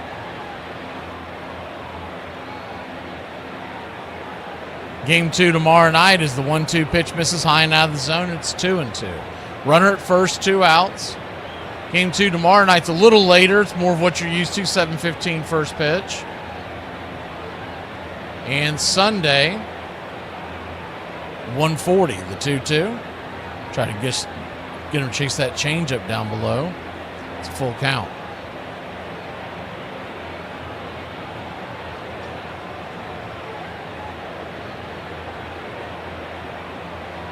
Payoff pitch, 2 outs. Runner will be on the move. Grant brings it. Swing, chopper over towards Mateo. Mateo, a one-hopper. He'll beat Ellie De La Cruz with a fantastic throw to first base. Jorge Mateo making them plays. Hassam, who will be back in a flash.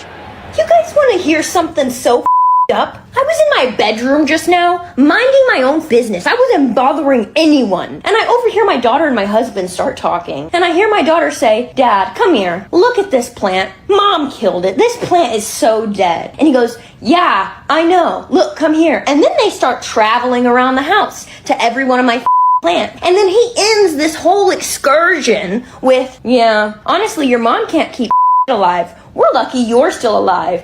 And then she responds with, "Yeah, that's true." And I just want to say a few things. First, I'm catching rogue ones here. What the did I do to you guys? Second, if I were a plant, I would want water every day, and I would want lots of it. It's not my fault that I love them too much, and then they die. Cover the point, Fred. Cover the point, Fred. Welcome to Busch Stadium, a park not designed for the power-packed Milwaukee Brewers, but ideal for the St. Louis Cardinals, who run to get their runs and flash quickness on defense to prevent them. The Brewers were a good team. I mean, they had a lineup. The 1-2 hitters are Hall of Famers. Manager Harvey Keene's Brewers, Harvey's Wallbangers as they were called, had led the AL in home runs, 23 by the old Cardinal hero Ted Simmons, who made himself right back at home at Busch Stadium in the 5th inning of Game 1. This one's fair, and he will touch them all. It's now 4-0 Milwaukee. Things only got worse from there for the Cardinals as they watched the Brewers beat them at their own game. There's a base hit to center field. Here comes one run in. Here comes another run in. And it's 7-0 Milwaukee. Certainly were surprised, I think, that first game at how they played the way we play. That's the ball game. Wallbangers have put 17 hits on the board. 10 runs. That first night left everybody wondering what the heck's going to happen in this series.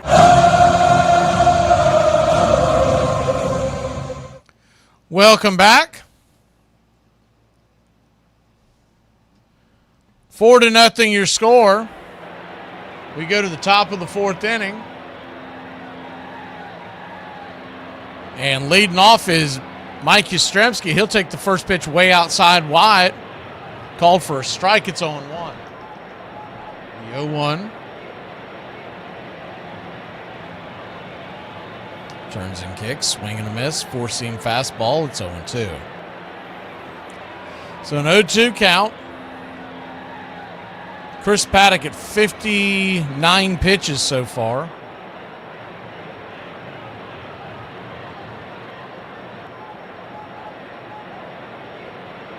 The 0-2. Down and in. And it is changeup taken, 1-2. So 1-2 to Yastrzemski. He walked his first time up.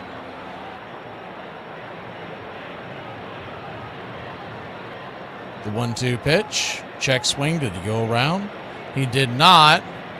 That'll make it 2-2.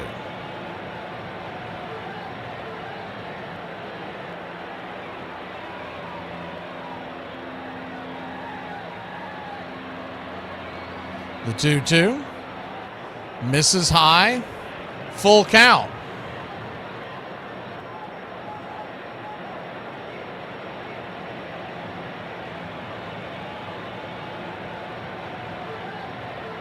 The payoff pitch, swing, hammered towards right field. That's through for a base hit, and it's a leadoff single by the Yaz. And the Braves got something cooking again here to start inning number 4. That's it. Yes, put everything on it. Don't hold back anything. Yabba, dabba, go. Yahoo!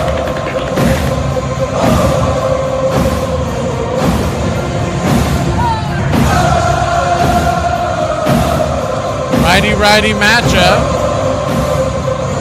Jorge Mateo, the batter, and he shows bunt.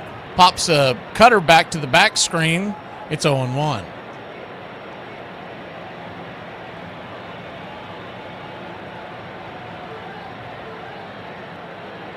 The 0-1.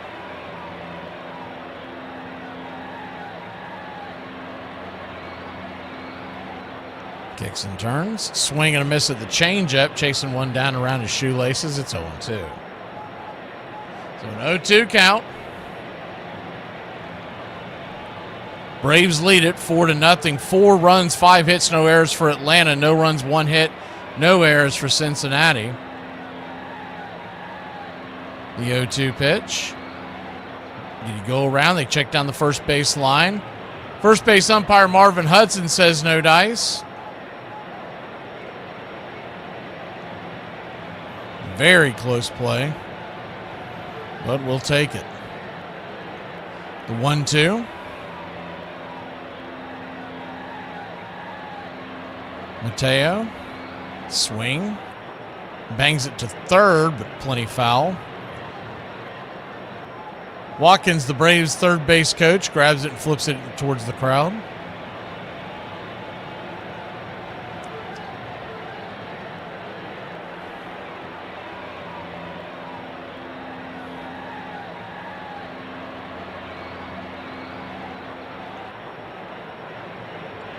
The 1-2 misses high, 2-2. So a 2-2 count.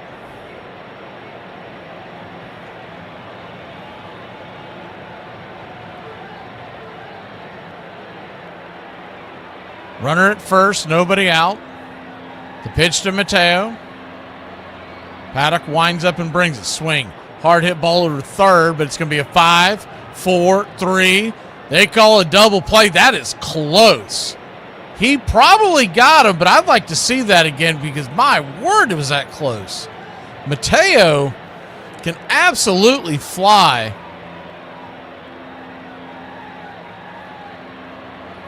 I guess they got him by maybe an eighth of a step. Looking at the replay, yeah, they just got him. Man, was that close. He runs so fast that when you see it live the first time, it looks like he's already passed the base. Chadwick Tromp, the batter, swing and a miss, four-seamer. It's 0-1. The 0-1.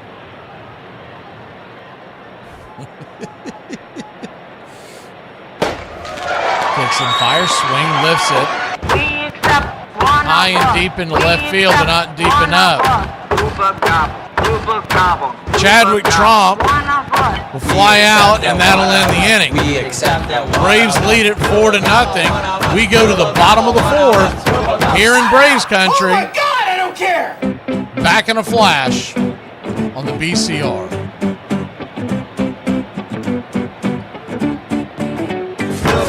What's for dinner?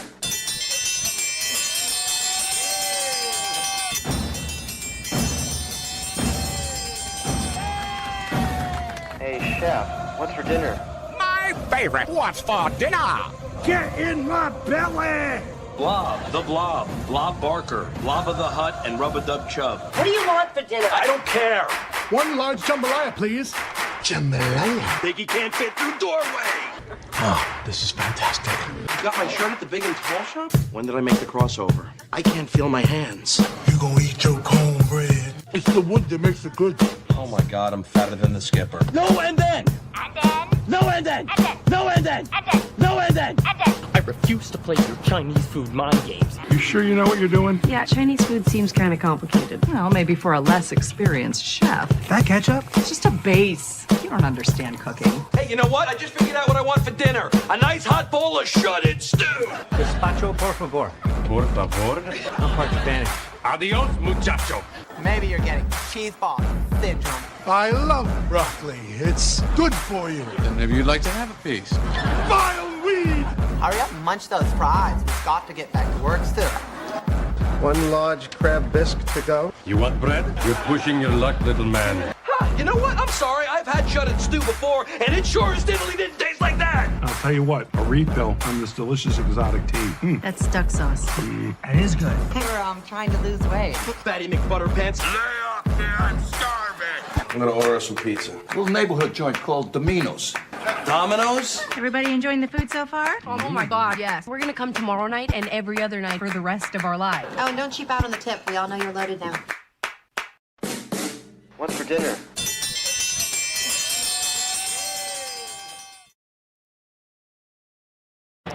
Welcome back.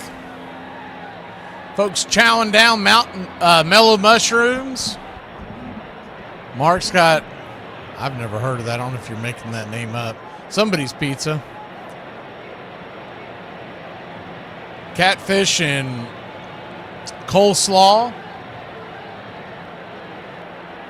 First pitch to start off the at-bat versus Blade is a curveball there. First strike, it's 0-1. The 0-1, J.J. Blade. He was always a thorn in our side when he played for the Marlins. The 0-1 pitch, swing, hammers it high and deep, and I don't think that one's coming back. Solo shot for J.J. Blade, and the Cincinnati Reds are on the board. His 8th home run of the year. That flew 393 feet into the right field seats, and the Braves still lead, but it's 4-1. Good to see as was. Subway and Modelo. Now that is a mix.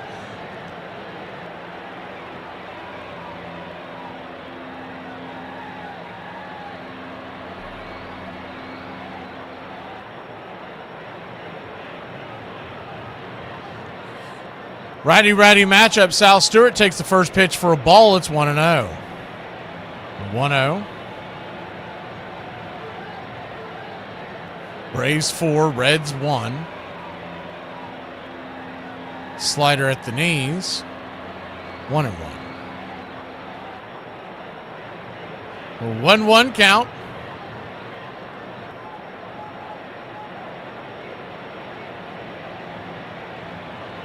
Swing, lifts it, left field. That ball is trouble. It's going to get down into the corner.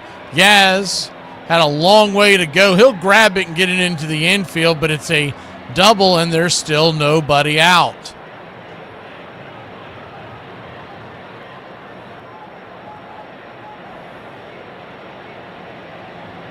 Grant Holmes, who was cruising here before this inning. He's got 4 strikeouts. He's got 1 walk.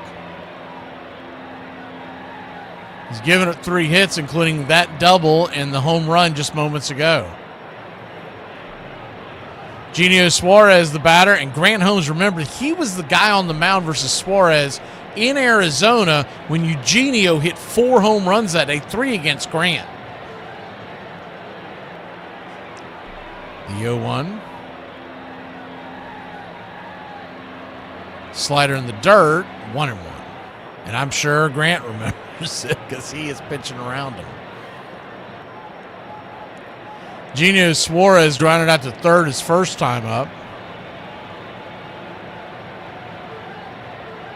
The 1-1 pitch. Check swing, change up down, 2-1.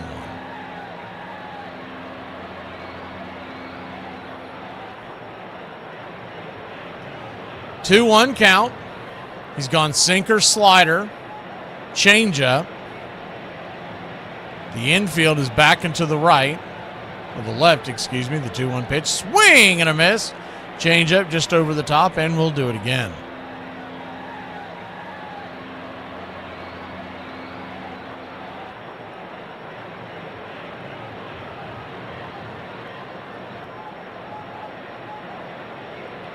The 2-2. Inside, changeup misses. Ball 3, 3-2. So a full count now.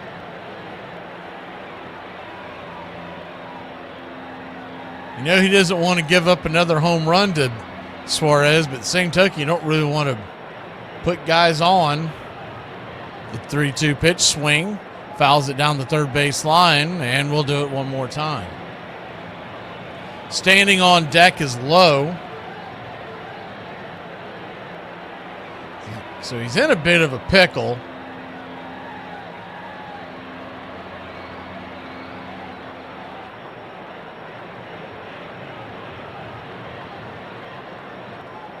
The 3-2 pitch, fouls it off, slider, and we'll do it again.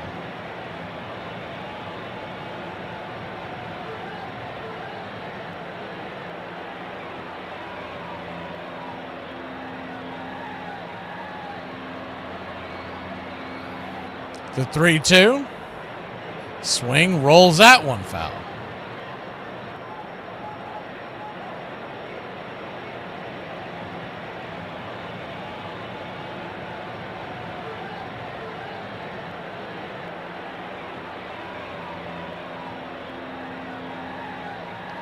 Full count, payoff pitch, swing, chops that one foul.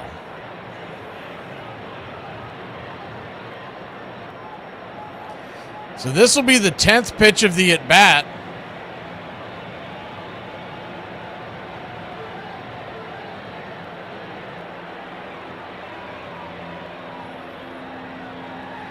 The payoff pitch, swing, pops it up.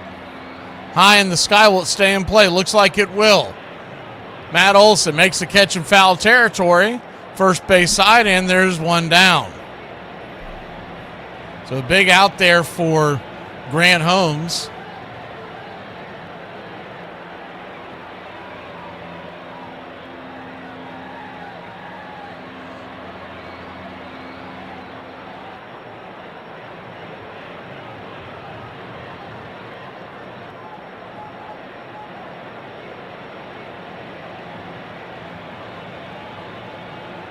And they're going to throw down to third base. Runner goes, and he's going to be caught with his hand in the cookie jar.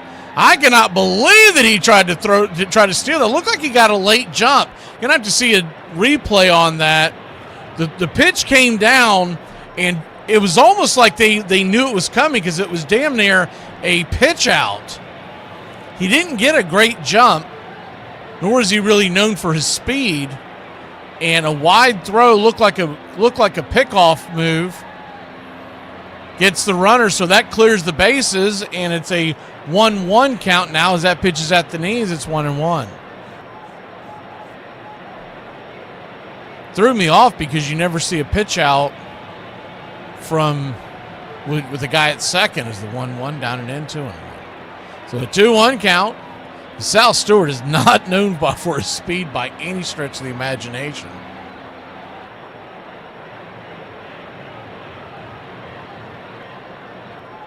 The 2-1 pitch, high and out of the zone, ball 3, 3-1.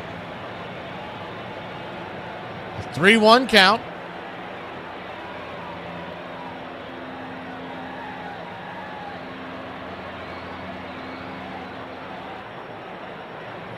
Pitch on the way, swing, blasted. That one's not coming back. And the lead has been cut in half this inning. It is 4-2.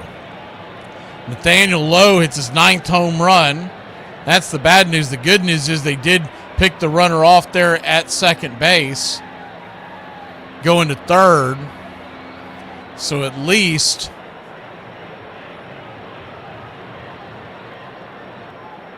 it's only a solo shot and not a 2-run home run.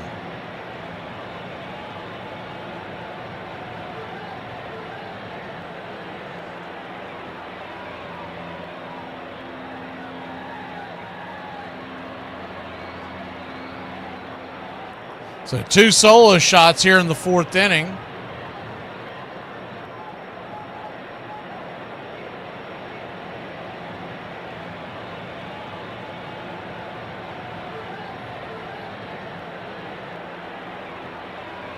And Grant Holmes will go back to work. Spencer Steer, the batter, first pitch swinging, hammers it towards center field. Michael Harris stumbles, and it's going to be a single.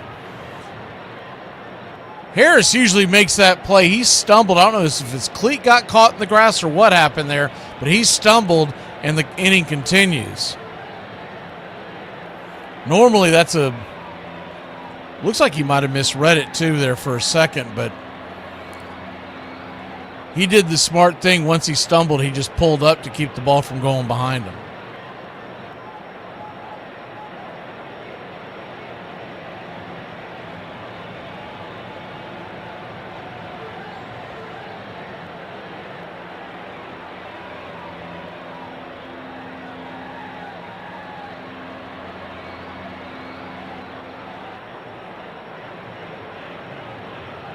So runner at first, 2 outs. And Stevenson going to the dish. First pitch on the way is a 4-seam fastball, swing and a miss. It's 0-1. What a weird inning this has been. The 0-1.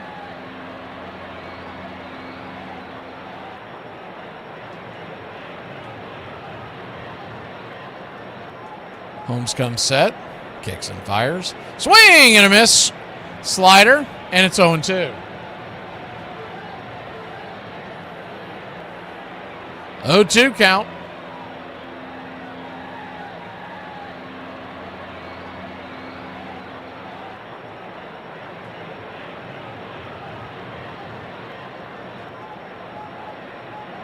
Brings it. Slider in the dirt, nowhere near the spot that he swung at. And it's a 1-2 count. Grant Holmes now. 66 pitches in this inning.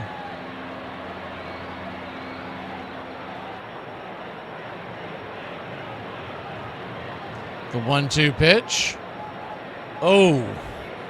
Chadwick Tromp wants to challenge this. We'll see what comes of it. Very close pitch. We wait for the ABS, and man, they're going to call that a ball. That looked like it hit the bottom of the zone. I mean, less than a 0.1 of an inch. My word. So a 2-2 count.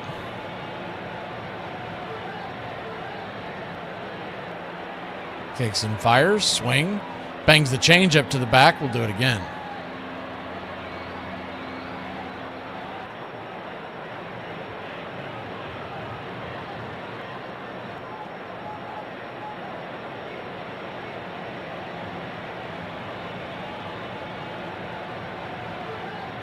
The 2-2 does not get the call there, and it is a full count. So now the runner at first is going to be on the go.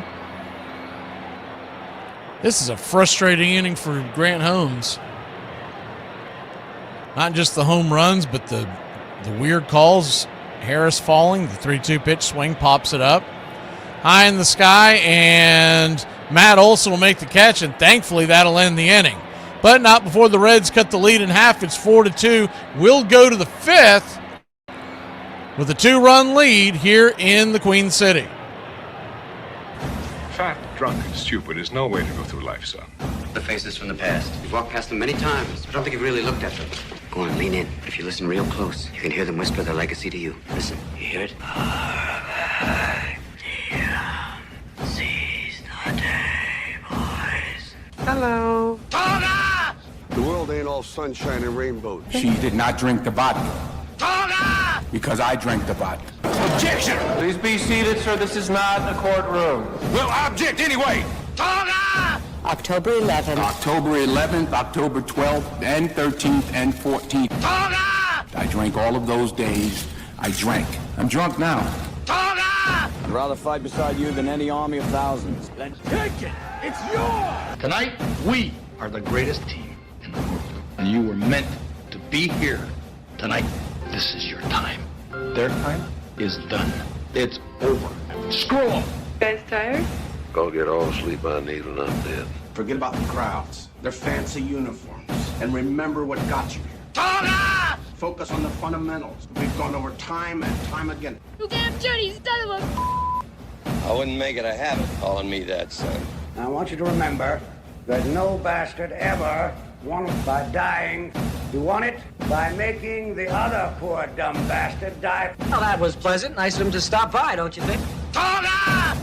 And shepherds we shall be, for thee, my lord, for thee. Power hath descended forth from thy hand, swiftly carry out thy command. And this crowd's back into it now. We gotta do something. Absolutely. You know what we gotta do? Toga party. We can't afford to have a toga party. Toga, toga, toga, toga, toga, toga, toga, toga. Okay? All right. Let's go. Let's go. Let's go. Let me hear it. Let me hear it. Let me hear it.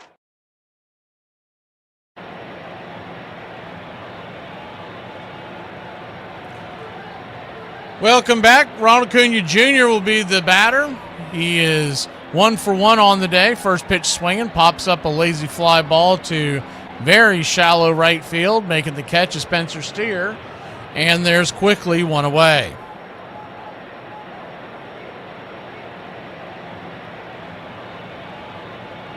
One up, one down. Braves lead it 4-2.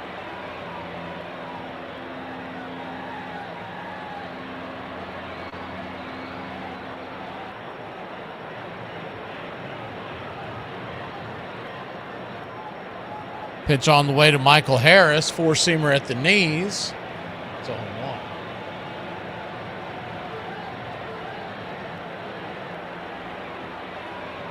Harris 1 for 2 on the day. The 0-1 in the dirt, 1-1. He's also robbed at the wall.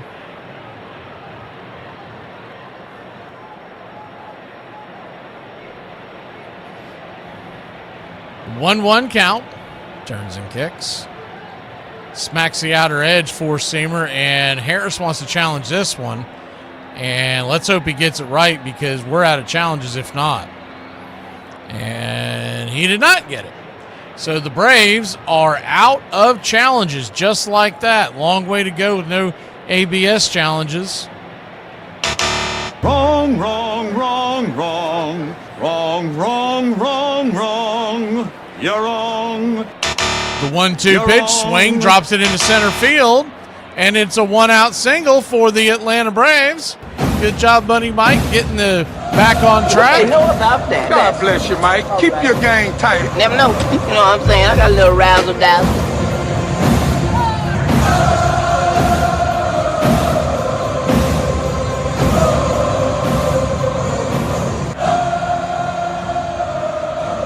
Matt Olson coming to the plate. 1 for 2 on the day. Runner at first, one out. First pitch on the way is that way outside wide. It's 1-0. 1-0.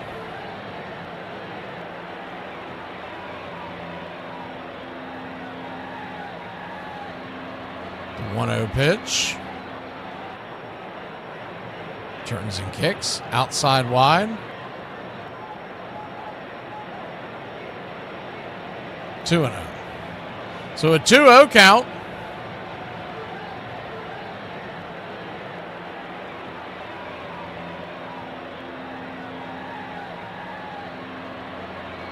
Brings it. Swing and a miss. Runner goes, and that throw is going to... No, he's going to be in safe. Must have snuck in the back door. Ellie De La Cruz wants them to challenge this.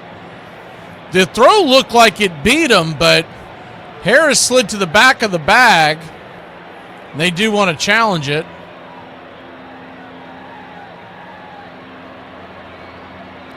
The question is, did he sneak in the back before? I mean, it looks like they got him, but once again, oh, yeah. He got the glove down. I don't know why he was called safe, but hopefully the old-fashioned the call will stand will happen. So close, and I don't believe they have an overview. So if you don't have an overview, it's going to be really hard to. It's that close. But common sense tells you that he beat the play.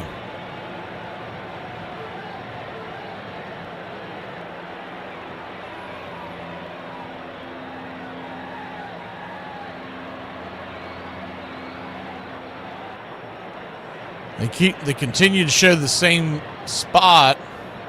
It's a pretty good view, but it's taken a while. Usually when they take a while, and here we go. And he is going to be out.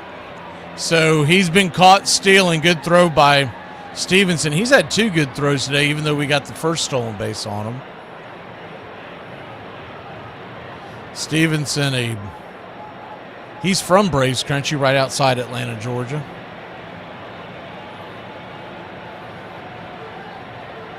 So that'll clear the bases. A 2-1 pitch, swing, lifts it into center field. That's down for a base hit, and the inning will continue. This 2-out single by Olsen. This is Ice House. Ice House. Smooth as it gets.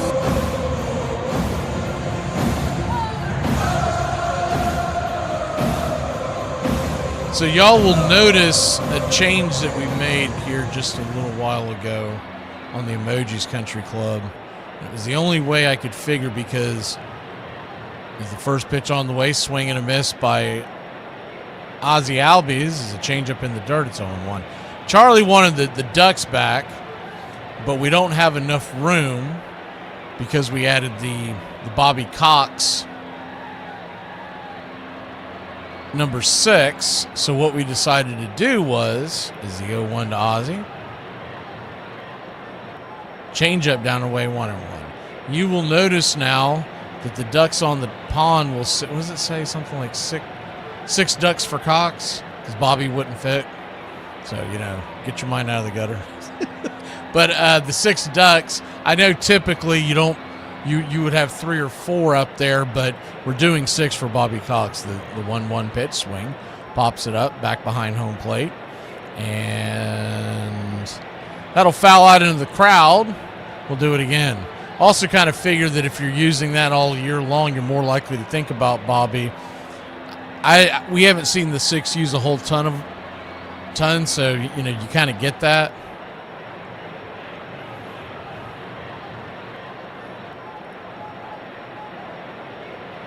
One, 2 count.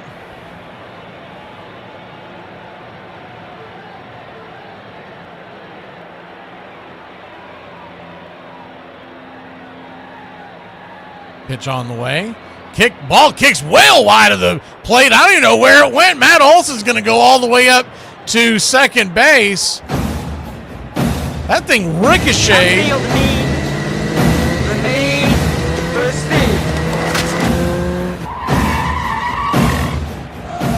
In fact, if that is in Atlanta, the ball's going to end up in the camera well in the dugout.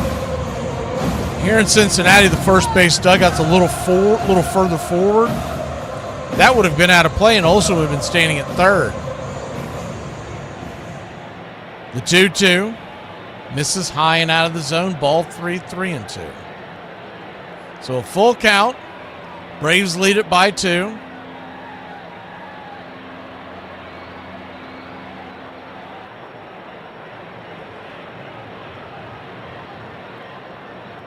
The payoff pitch to Ozzie Albies. Olsen standing at second. 2 outs. Pitch on the way. Swing. Lifts it. High into right field, and that's going to be an F9 your scorecard, and that'll end the inning. Braves threaten but can't get them on. We'll be back in a flash. Bottom of the 5th we go here in Braves country. So I used to date this guy. And he... Oh, I don't think I'm ready to talk about that yet. Most Americans don't realize the fight it took to secure our Bill of Rights. Virginia Governor Patrick Henry, a staunch anti-federalist, opposed the Constitution, fearing it gave the federal government too much power over the states and lacked protections for individual liberties. To win over skeptics, James Madison promised to propose a Bill of Rights if the Constitution was ratified. Madison won. Undeterred, Henry then gerrymandered Madison's district to block him from being elected to the first Congress and persuaded Madison's protege James Monroe to run against him. Again, Madison triumphed and kept his promise, drafting a list of 20 amendments. He pared this down to 17 the House approved. The Senate reduced the list further to 12, which were sent to the states for ratification. On this day in history, December 15th, 10 of those amendments became part of the Constitution when Virginia became the 11th state to ratify them in 1791, our Bill of Rights. Remarkably, one of the two amendments that didn't pass at the time, on congressional pay, was finally ratified almost 200 years later, becoming the 27th Amendment in 1992. Here's the newest member of baseball's 3,000 hit club.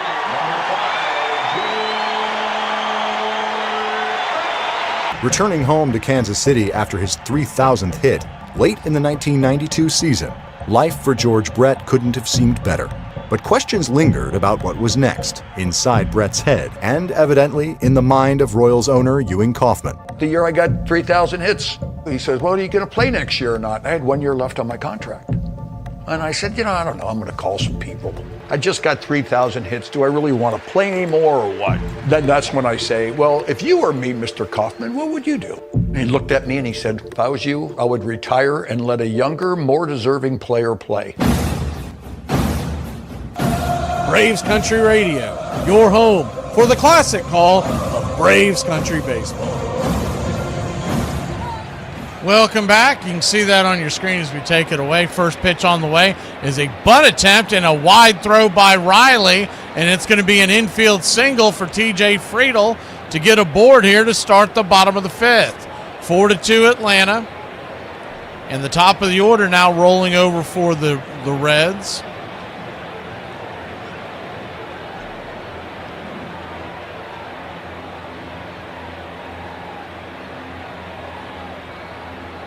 But anyways, as you can see, the jersey has a 6 on it. We were originally just going to put that, just the one duck, but then you couldn't really see it that well on your phone as the 1-0 down and away. Slider in the dirt, runner at first, nobody out. So that's why I came up with the 6 ducks idea for Bobby, because it's just like, I don't know what to do. The 1-0 kicks and fires. Right there at the knees. Good slider, 1-1. Grant Holmes 4 strikeouts today, 6 hits allowed, 2 earned runs, 2 home runs, a walk. Diddy Fuentes, by the way, is warming up in the pen, so I don't know how much longer of a is the 1-1 down and away, ball 2-1. I don't know how much longer of a leash he's going to have.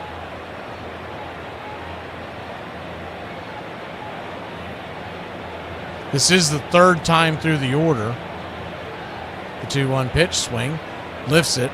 Down the right field line, giving chase is Acuna. And he almost misread it. Runs and grabs it. Runs into the wall a little bit. Bumps into the padding. And there's one down. It's almost like the ball took off at him. He thought he had it well under control. And instead,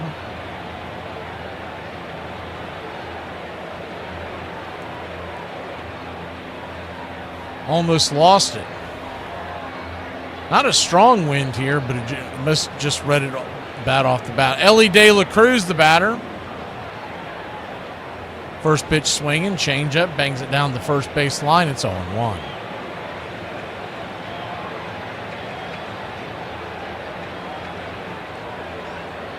The 0-1. 4 runs, 7 hits, no errors for Atlanta. 2-6-0 for Cincinnati. The 0-1 bangs the changeup. It's 0-2. So an 0-2 count.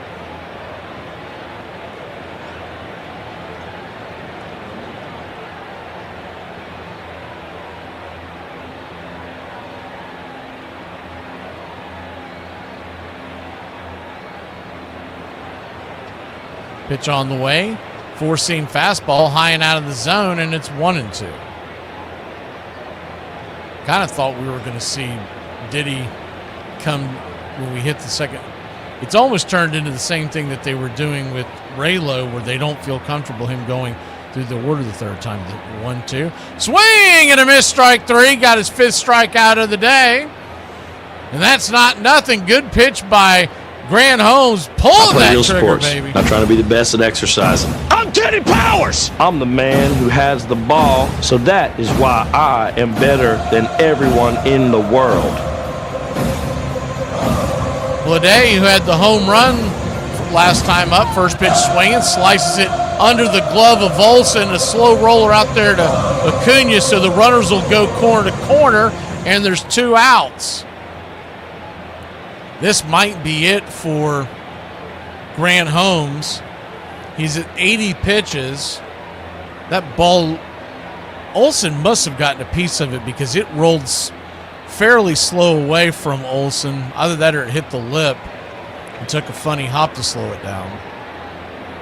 This might be it for Holmes one way or the other. Yep, here comes Walt Weiss, and that's going to be it for Grant Holmes. That's a shame. He's going to be an out away from qualifying for the win. Diddy's going to come on. We'll be back in a flash here on Braves Country.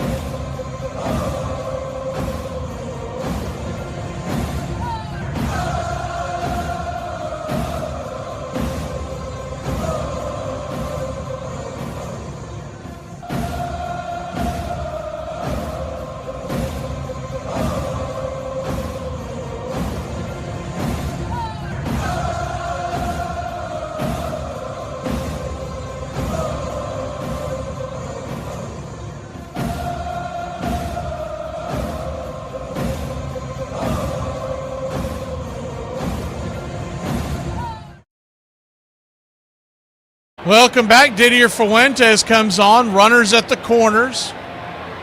Sal Stewart, who's 1 for 2 on the day. And obviously they have not seen him before. Diddy coming on with the 2.66 ERA in 20 innings. Righty-righty matchup. Runners on the corners, 2 out. First pitch on the way. Bang! Right there at the knees. Four-seam fastball. It's 0-1. He may be short-lived, but we did put the Diddy Party emoji in there for you. The 0-1 swing. Fouls it away. It's 0-2. I would think he'll go at least an inning more. So an 0-2 count.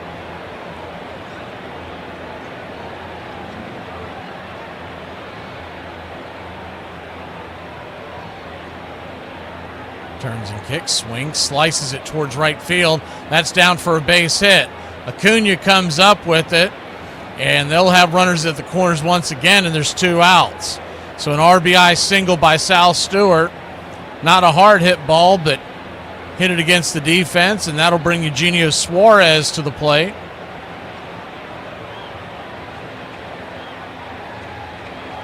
And the Braves' lead is just 1. Righty-righty matchup.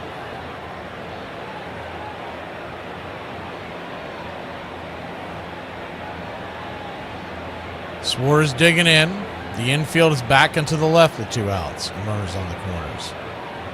First pitch on the way. Slider down and away. It's 1-0. 1-0. Very reminiscent of that game we were talking about in 23 where it was a seesaw affair. I want to say it was Cincinnati that got out to the early lead and the Braves fought back, and it was back and forth all night long. The 1-0. Swing and a miss. Slider on the outer edge. It's 1-1. So a 1-1 count. 4-3 your score. Diddy comes set. Turns and kicks. Right there, slider. 1-2. So he's setting them up, slider, slider, slider.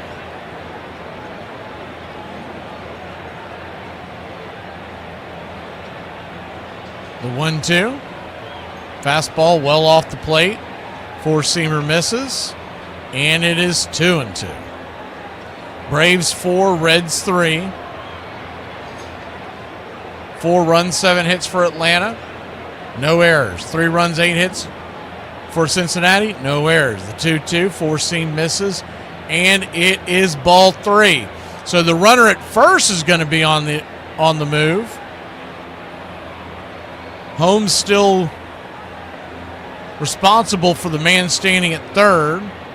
As of now, he's got 3 earned runs and 5 strikeouts. The 3-2. Swing and a miss, strike 3, and the slider chases off the plate, and that'll end the inning. Braves lead it by 1. Time to grab the bats and do some damage. Dominic Smith leads us off when we return. Switch hitting is a lost art, and this man mastered it. This is the career of Eddie Murray. He attended Locke High School in Los Angeles and was a teammate of fellow Hall of Famer Ozzie Smith. His rookie season was the only time in his career he struck out more than 100 times. He could hit for power. 362 of his 504 career home runs came from the left side of the plate. Despite the Orioles drafting him as a right-handed hitting first baseman, he finished in the top 5 of his league's MVP voting 6 times. Despite never reaching 200 hits in a season, he did have 12 seasons where he had at least 170 hits. He remains second in career hits among switch hitters, trailing only Pete Rose. He's one of only 7 players in baseball history with 500 home runs and 3,000 or more hits. He is the all-time leader in sacrifice flies with 128. He is not known for his defense, but he still managed to win 3 Gold Gloves. His .330 batting average in 1990 was the best in the majors. He made 8 All-Star teams. He was inducted in the Baseball Hall of Fame in 2003 with 85.3% of the vote. Bill James once said his best year was every year. He never won an MVP award, but he was an MVP candidate every year. So Game 2 loomed as critical for the Cards. But it was the Brewers, propelled once again by Simmons, who jumped out to another early lead. It's hit well, and he will touch them all again. Simmons belted another home run, adding fuel to that fire. Why did we trade him? This isn't working out like we had planned. The Cardinals would be trailing 4-2 in the bottom of the 6th when they rallied, putting runners on the corners for Darrell Porter, the catcher Herzog had chosen over Simmons. Porter felt that pressure a lot, but somehow when they got to October, Darrell was a much better player, as if he wasn't afraid, he didn't feel anything. He has hit only .231 during the regular year. 2 out. Milwaukee 4, Cardinals 2.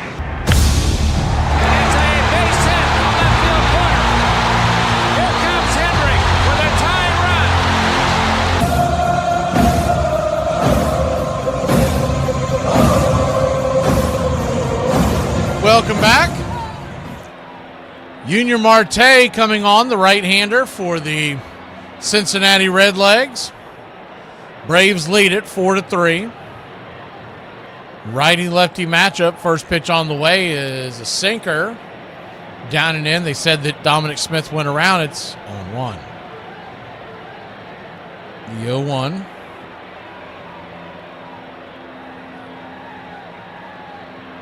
Smith 1 for 2 on the day. Pitch on the way. Four-seam misses. 1-1. Singled in the second and scored a run.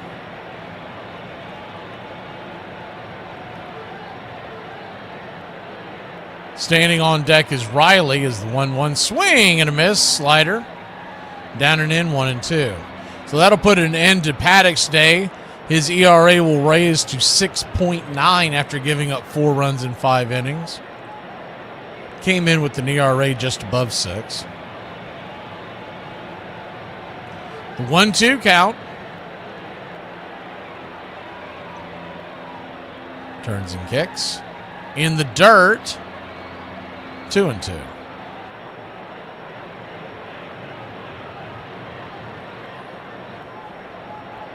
Braves and Reds tomorrow night, 7:15 first pitch. In between that, we're doing a double dip tonight. Dodgers and Phillies. That follows this game. The 2-2 pitch, swing, lifts it down the left field line, bending. Just out of play and out of the reach of Blade, who was trying to climb the wall out there. So a 2-2 count.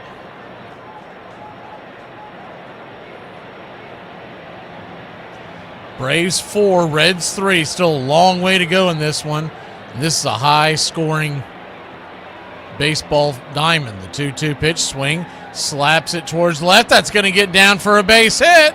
And there you go. We got a leadoff hit from the Dominator. This is a time for leaders to step up. Make us believe again.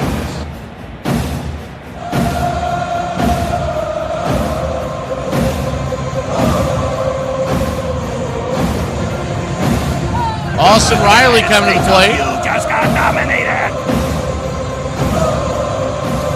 Riley looking for his first hit of the night. 0 for 1 with a walk. First pitch. Oh, that ball's going to hit him.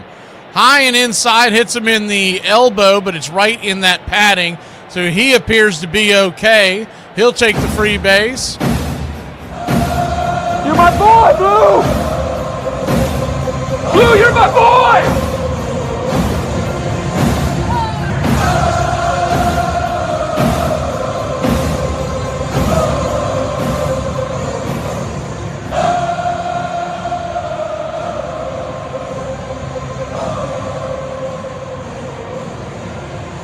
Mike Yastrzemski, the batter, righty-lefty matchup. Yaz digging in, first pitch. Fastball, four-seamer, 97 miles an hour, bringing it. It's 0-1. The 0-1.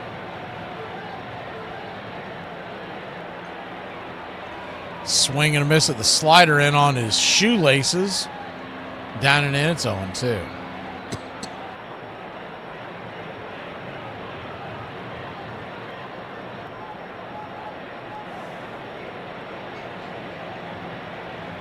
The 0-2 pitch. Slider in the dirt. 1-2.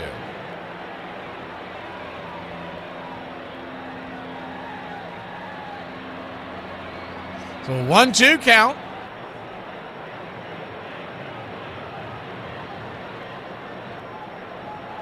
Four to 3 your score. Yaz trying to get the runs home. First and second, nobody out. The 1-2 pitch, swing, lifts it down the right field line, going, gets up against the wall. That ball gets down where the green grass grows. 1 run will score. It's 5-3 your Atlanta Braves. Yes, put everything. Dominic Smith comes rolling into home. Austin Riley will hold up at third. It's an RBI double by the Yaz. Yahtzee, baby. Yabba-dabba-doo!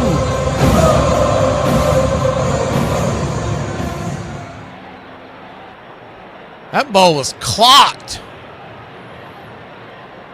And a good piece of hitting there by the Yaz. He is 2 for 2 on the day. First pitch is off the glove of Stevenson. It rolls away, but not too far. It's 1-0. Jorge Mateo, the batter, runners at second and third. Still nobody out. Maybe that 5 spot that PETA put up for Yaz player of the game might have worked. The 1-0 swing. Corkscrews it back foul. It's 1-1. The 1-1 count. Runners second and third.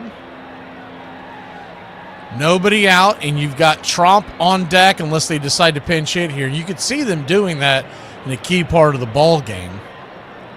The 1-1 swing, lifts it into left center field. That ball's going to drop. It's got eyes. Austin Riley comes running home, and the Braves score. It is 6-3. Good piece of hitting there by Mateo. It's going to be an RBI single, as they're calling it. Hitting? Not about muscle. He'll make it down to second base on the Calculate throw. Velocity V in relation to the trajectory T, in which G, gravity, of course, remains a constant. So once again, we've got runners at second and third and nobody out. Riley had to hold up because he thought the ball might be caught and he wanted to score regardless. First pitch to Chadwick Tromp. He takes it for the strike. It's 0-1. The 0-1.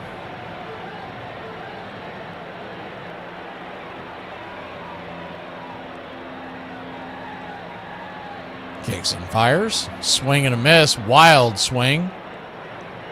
It's 0-2. So an 0-2 count.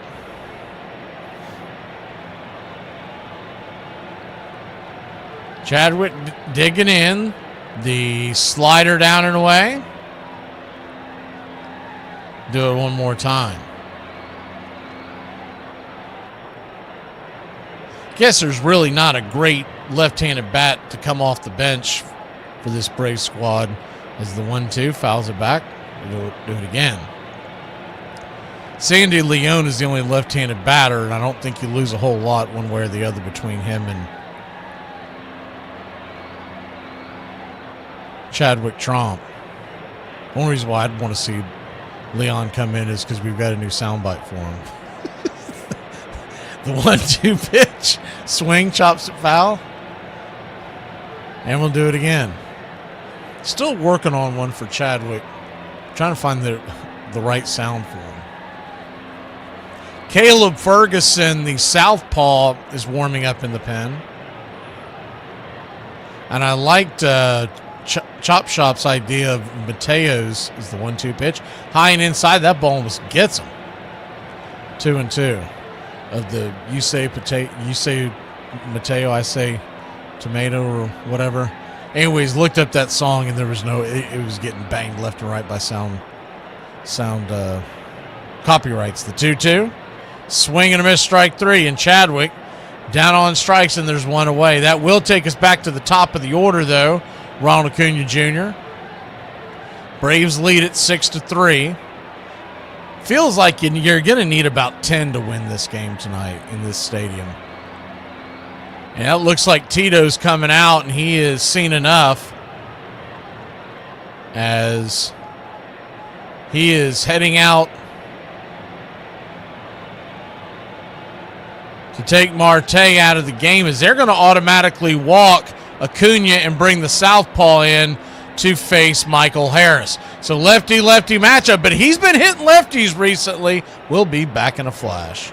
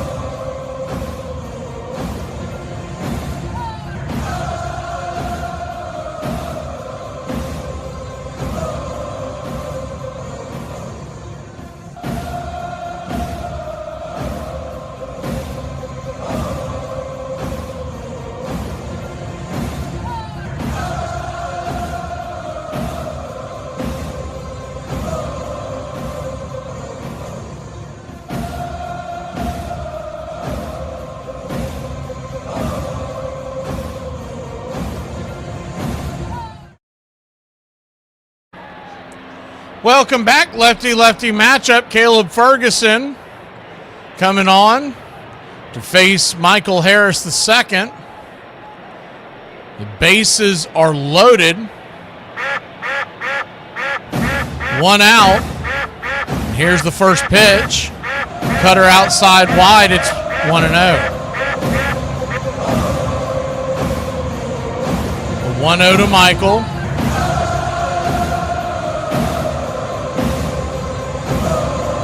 Fire swing, slices it. That ball's got eyes. It's down for a base hit.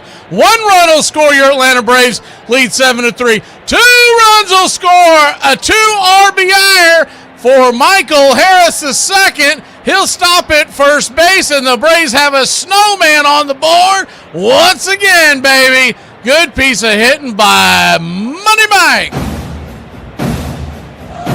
What they know about that? God bless you, Mike. Keep your game tight. Never know. You know what I'm saying? I got a little razzle-dazzle. Never know. Good hustle by Mateo, by the way. He almost ran up the back heels of Yaz. And we know Yaz isn't slow. First pitch to Matt Olson is a sinker at the knees on the intercut. It's 0-1. 8-3 your score.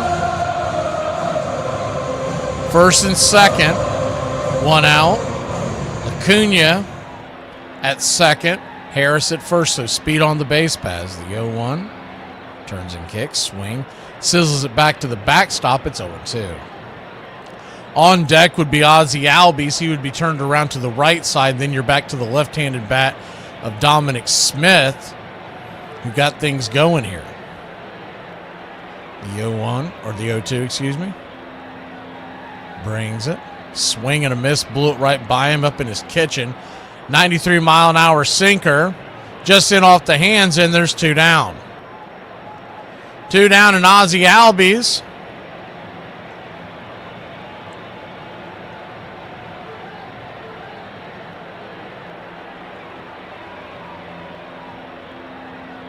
That Mateo can fly.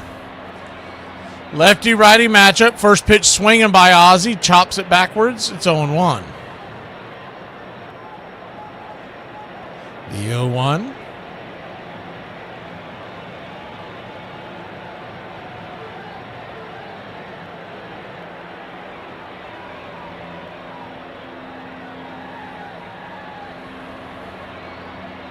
Turns and kicks. Swing. Punches it backwards. It's 0-2. Braves lead at 8-3. We've seen the ball all over the yard here today on both sides, so you feel like you just want to keep scoring, keep padding that lead. Most nights 8-3, you feel good about it. The 0-2. Ozzie digging in. Pitches inside, busts him back. It's 1-2. So a 1-2 count.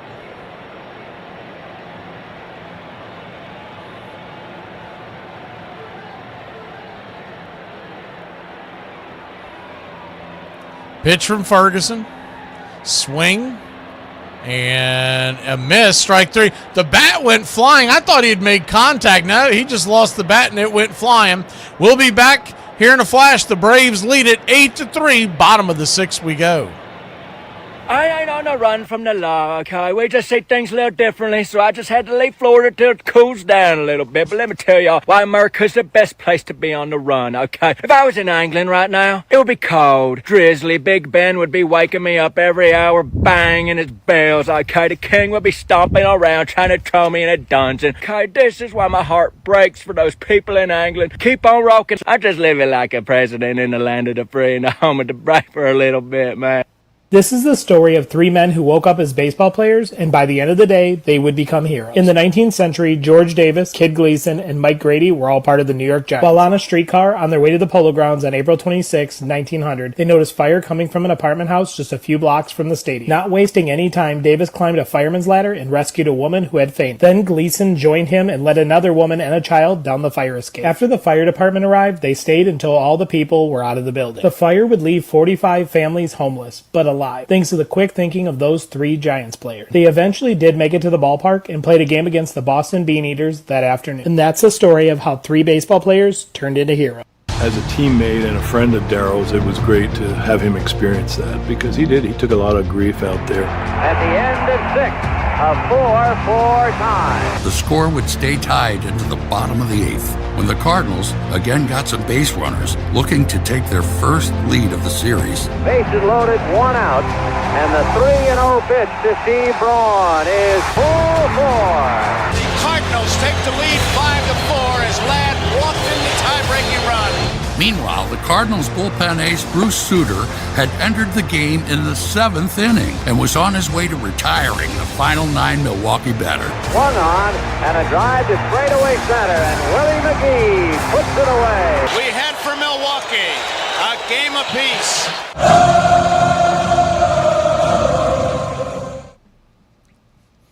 Welcome back. Didi Fuentes comes back out. Wasn't sure if they're going to send him back out. He had a long sit. First pitch is a strike. It's 0-1, the 0-1. Fouls it back, four-seamer. It's 0-2. Daniel Lowe hit a solo shot his last time up. Then it'll be Steer and Stevenson. So the 6, 7, 8 hitters. Braves lead at 8-3. 8 runs, 11 hits, no errors for the good guys. 3 runs, 8 hits, no errors for the bad guys. The 0-2. Four-seam outside wide, and it is 1-2. So 1-2 count. Diddy brings it. Swing. Peppers it foul, back out of play.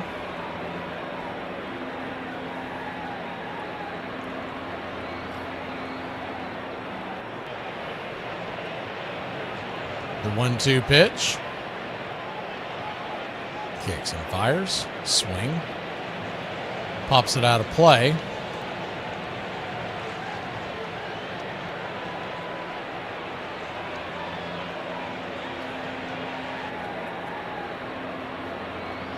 One, 2 count. Four-seamer. Knocks it back again, and we'll do it again. That was a 97-mile-an-hour fastball. Braves 8, Reds 2.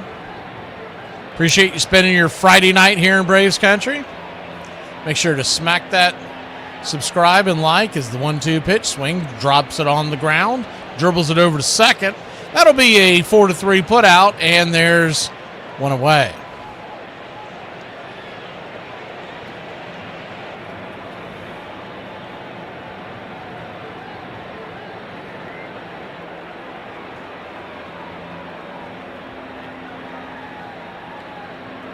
One up, one down, and Spencer Steer, the batter. First pitch is a slider down and out of the zone. It's 1-0.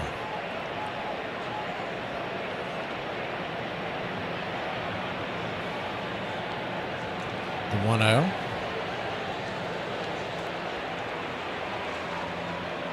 Swing and a miss. It's 1-1. So a 1-1 count. Misses high and inside. 2-1.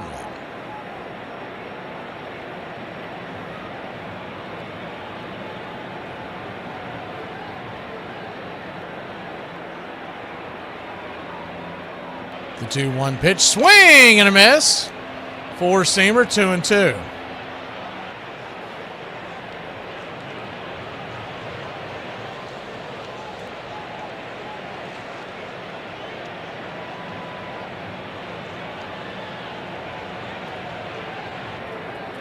The 2-2. Outside wide, 3-2.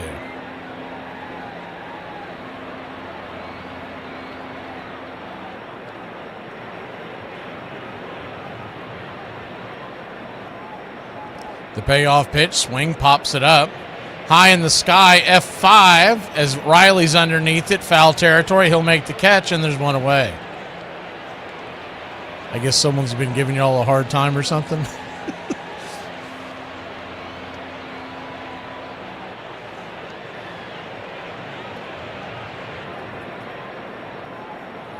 Tim wanted to know why he couldn't be like Kerry. You're too stupid to have a good term.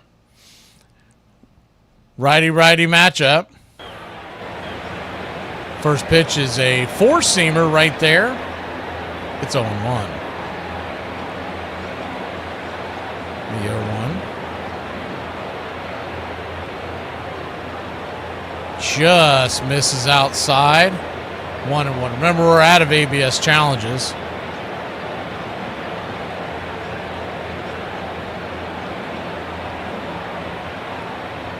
The 1-1. Slider for a strike. It's 1-2.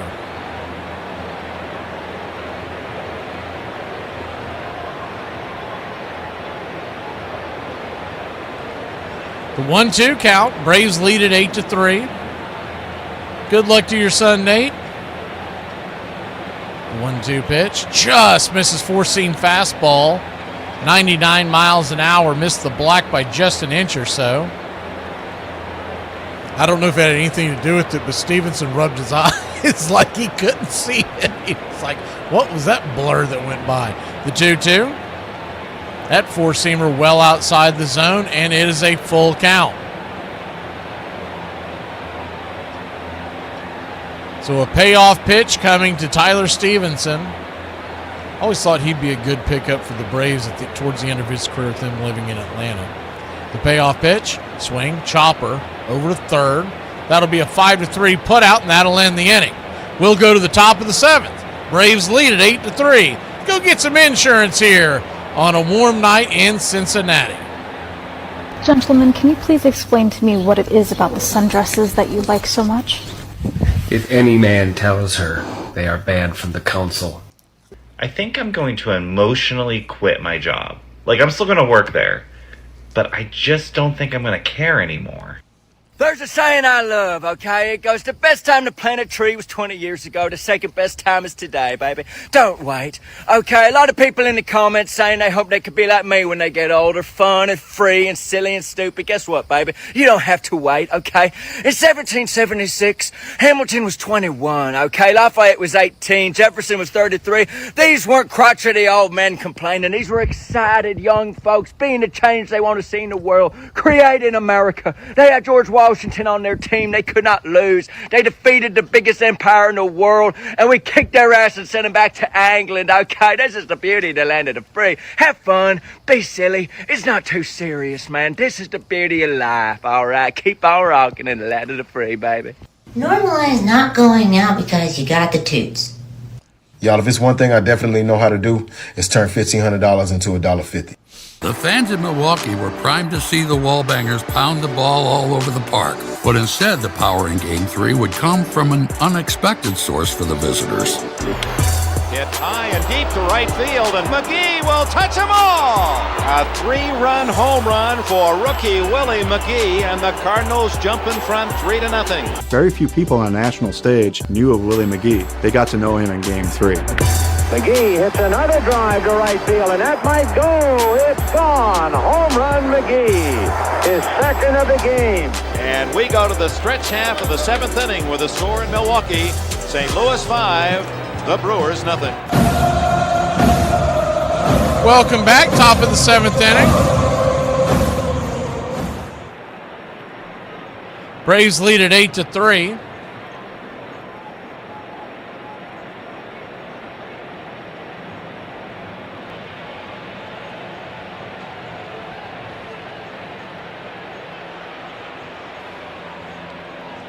Lefty-lefty matchup. First pitch on the way to the Dominator is a sinker down and away. It's 1-0.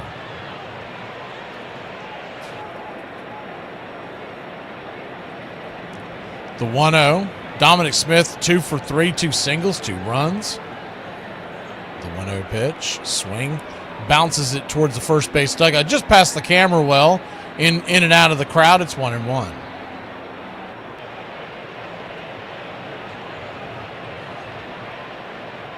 So 1-1 count. Brings it, swing, smacks it up the middle, backhanded by Ellie De La Cruz, and he'll flip it to first, 6-3, and there's one down.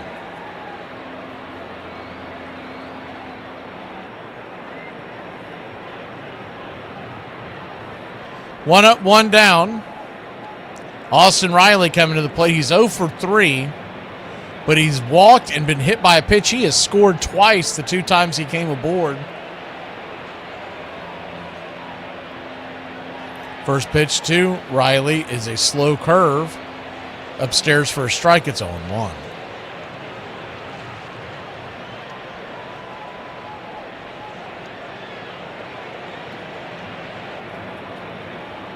The 0-1. Four-seamer. Down and in, 1-1.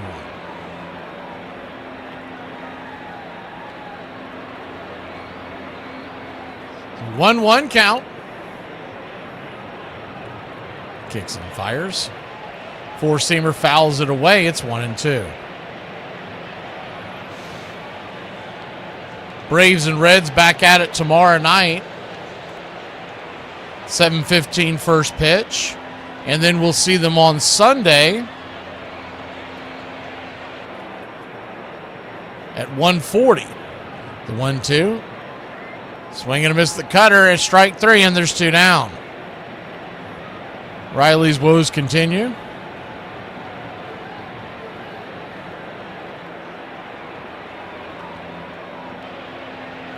After that, we won't see the Reds again till the end of the season, September 22nd, 23rd, and 24th in Atlanta.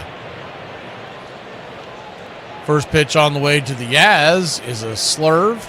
Top of the zone. Smacks the edge. It's 0-1. The 0-1.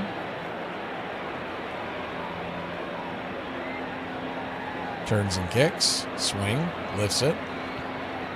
High into left field. Making the easy catch out there is J.J. Bleday, and that'll end the inning. Braves lead it 8-3. We'll be back in a flash. Time to get up and stretch, Braves country.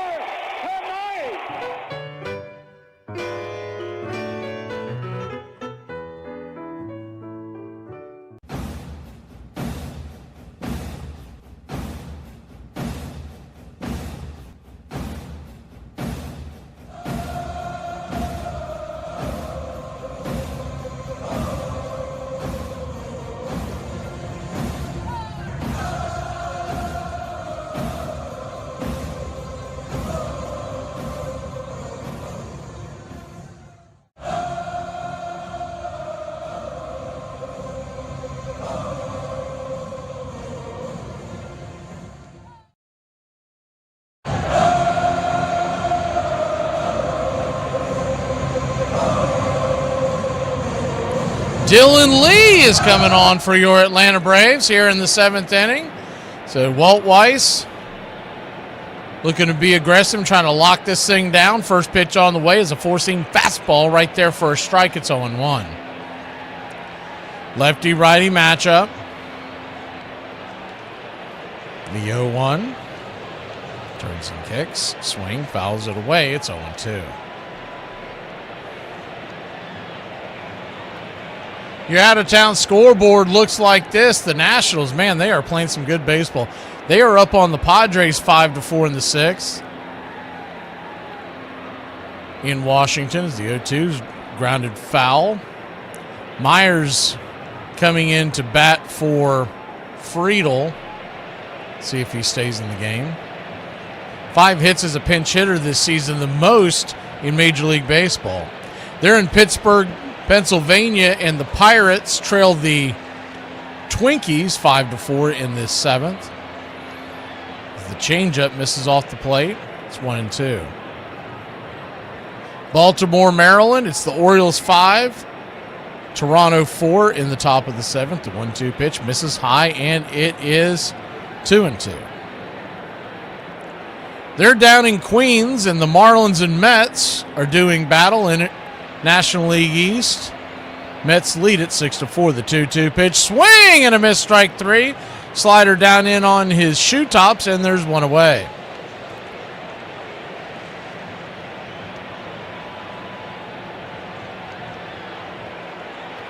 In Cleveland, Ohio, the Guardians lead the Red Sox 4-3, heading to the 7th. They're in Tampa Bay, or St. Pete to be more accurate. And the Angels lead the Rays 2-1 in the 7th. Slider down and in. Starts off the at-bat to Dunn. It's 0-1. One of the best rivalries in all of baseball, Cards and Cubs. St. Louis leads Chicago 5-4 in St. Louis. They're in the 6th. The slider misses down and in, and it is 2-1. So he's gone slider to start the at-bat. The 1-1 pitch, swing, loses his bat all the way to the backstop. It's 1-2. Chicago, Illinois. On the south side, the White Sox trail the Tigers 2-1. Heading to the 5th. Rangers 4-0 leading the Royals down in Arlington. And they're in Houston tonight, and the Astros and Brewers are tied up at 1 in the 3rd. Giants and Rockies in Colorado, it's 0-0 in the 1st. The 1-2. Caught looking strike three. Painting the bottom of the zone with the changeup. Punched him out, 2 down. 2 up, 2 down here in the 7th, and Dylan Lee has struck out both batters. Later on tonight, 9:40 Eastern in Sacramento, California, the A's welcome in the New York Yankees. In Seattle, it's the Diamondbacks traveling to face the Mariners, who have just jumped into first place in their division. Ellie De La Cruz takes the first pitch, first strike. It's 0-1. In our game, they now have it as a 10-15 first pitch. Phillies and Dodgers. And we'll bring that to you here on Braves Country Radio. The 0-2 count. Kicks and fires. Down and away, 1-2. Next week, you've probably noticed that we have 2 doubleheaders set again. Friday is the Cubs-Wrigley game that we always do. It's a new tradition we started here, Friday afternoon Wrigley. The 1-2 and the dirt 2-2. The Thursday game, we haven't decided which one it's going to be because we're looking at the weather forecast and seeing that and which is the better matchup. But there's 3 games that are playing essentially at the same time. The 2-2 pitch, swing and a miss, strike three. Ellie De La Cruz goes efficient, and Dylan Lee strikes out the side, baby. We'll be back in a flash here on the BCR Radio Network. 106 miles from Chicago. We've got a full tank of gas, half a pack of cigarettes. It's dark, and we're wearing sunglasses. Hit it. I have come here to chew bubblegum and kick ass. And I'm all out of bubblegum. It's happy hour. When wins become losses and losses become wins. You guys going to happy hour? I'll come for a couple. Just a couple, though. Not like last time. I need a drink. When buying a beer, buying only one beer can cause a misalignment in your spine due to the uneven weight distribution. This can cause unnecessary back pain and potential spine issues. To prevent this, carry 2 beers, ensuring your body is balanced and proper health maintained. Afternoon, everybody. Put my pants on, one leg at a time. Does Barry Manilow know that you raid his wardrobe? Guess what? I got a fever, and the only prescription. Ladies and gentlemen, we interrupt our program of dance music to bring you a special bulletin from the Intercontinental Radio News. You're in Braves country. Everybody drink a beer. Salute. They're making it laws where you can't drink when you want to. This stinks! Pretty soon we're going to become this country. This is total BS! Oh, yeah. Me and the Lord. You gotta understand it. We're on a mission from God. I'm on the radio every day!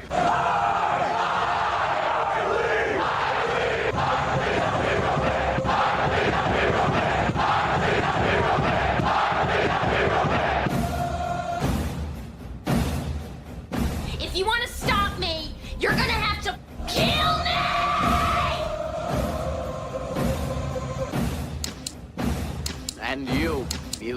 lover. You're next. You're so drunk you can't hit nothing. In fact, you're probably seeing double. I have 2 guns. One for each of you.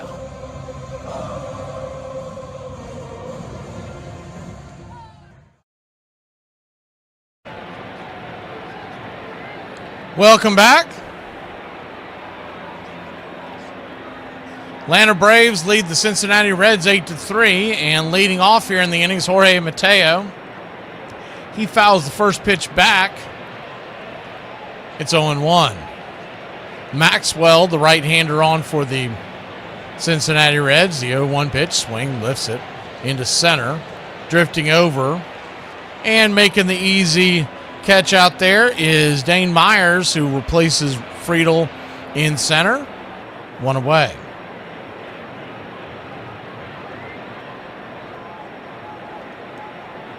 One up, 1 down.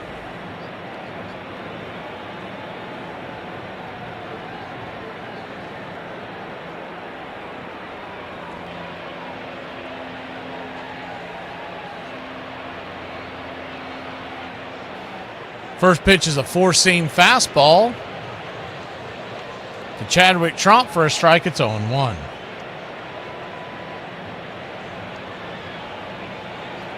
The 0-1 brings it. And lazy fly ball to right field, and there's quickly 2 down.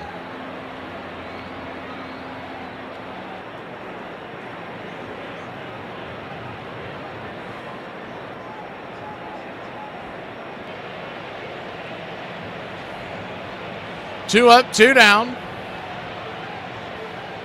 Ronald Acuna Jr. coming to the plate. Hit his second home run in as many days, leading off the game tonight. The first pitch to Acuna. And he'll hit a hard ball over there to short, Ellie De La Cruz. He'll throw him out by a mile, and that'll end the inning. Hard hit ball, but a good play by Cruz. We'll go to the bottom of the 8th, leading by 5 here in Ohio. Bad credit, no problem. Or you dead? Ghost credit. I'm going to get a Subaru. Please tell me I'm not the only person that does this ridiculous. If I'm in the middle of doing something and another task pops up that requires my immediate attention, I will go into that room where said task needs to be completed, but I won't turn the lights on so that I can focus and hurry up and do that one little minute task so I can get back to what I was originally doing.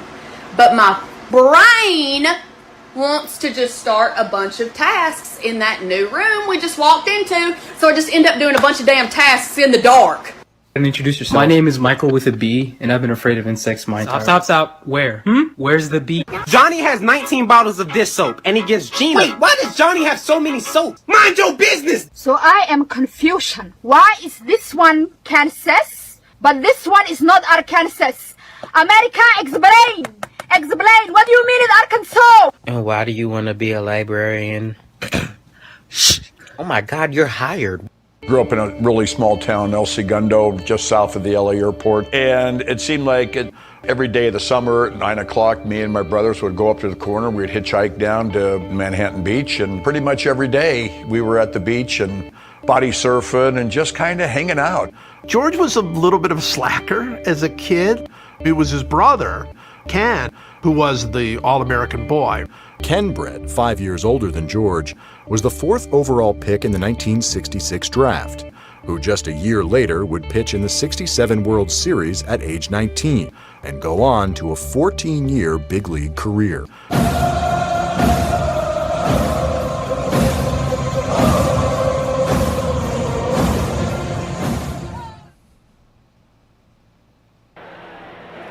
Welcome back.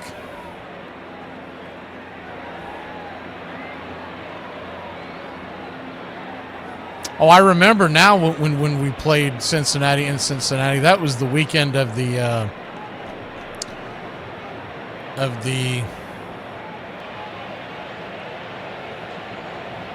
Bristol race or Bristol game. So that's why Acuna hasn't hit a home run there since 2023, because in 24 he was injured, and in 25 we only played the one-day game there, and he did not play. First pitch on the way, swing. Rolls it over to Olsen, and Robert Suarez, 1 pitch, 1 out, here to start the bottom of the 8th. Suarez coming on to try to hold them where they're at.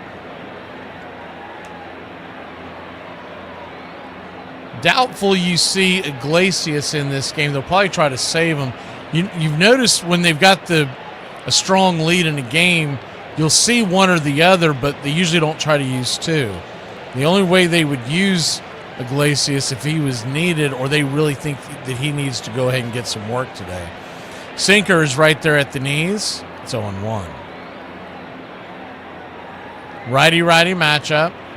If Kinley hadn't already pitched yesterday, this would probably be where you would see him, but they may be trying to save him for the weekend. The 0-1 swing and a miss. It's 0-2. So an 0-2 count. So this is not a hold situation. Sal Stewart, the batter, the 0-2 pitch. Swing, lifts it. Right center field, and making the diving attempt out there is Michael Harris. He'll come up short. Acuna backing him up. The long throw into the infield, and it's a 1-out double for the Redlegs. Just missed robbing extra bases. Michael Harris laid out, but could not quite get to it.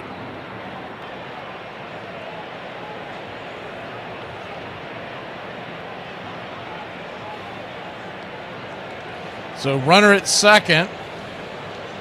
Just one away, and Eugenio Suarez, the batter.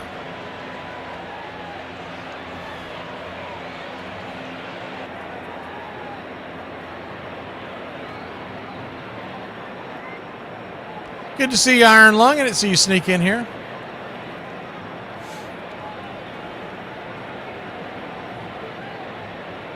Righty-righty matchup. First pitch on the way to Eugenio Suarez. A sinker down and in. It's 1-0.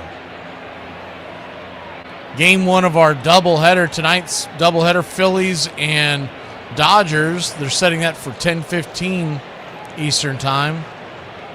We'll essentially come on the air as soon as this game is over, maybe shortly after, but definitely by 10 o'clock at the latest. You see where this is at when that nears. The 1-0 swing. Chopper down the third base line, grabbed by Riley, but it's foul.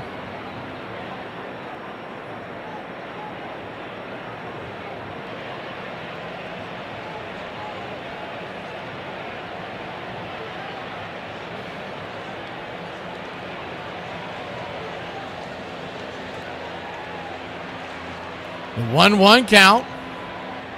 Change it. Froze him on the outer edge. 1-2.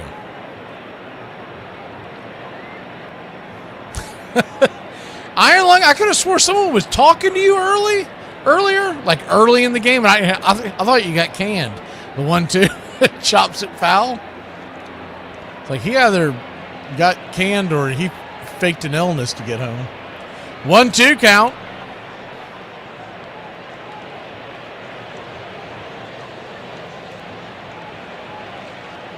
Righty-righty matchup. In the dirt, 2-2.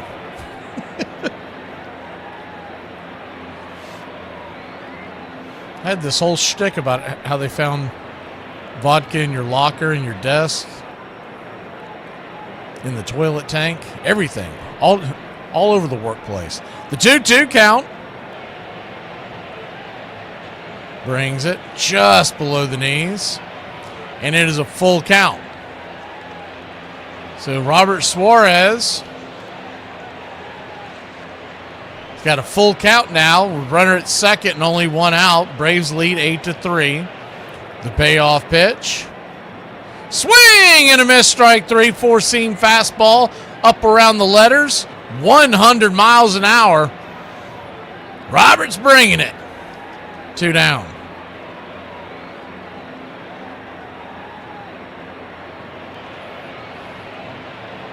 That had to be a blur going by.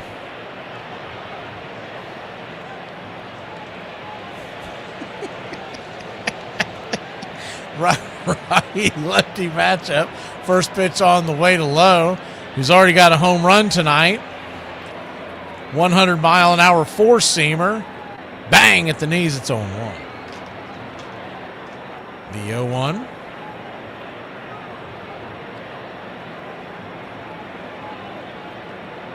Kicks and fires. Swing.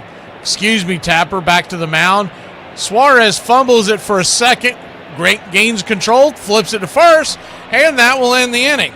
So the Braves lead at 8-3. We'll go to the top of the ninth here in Cincinnati with a 5-run lead.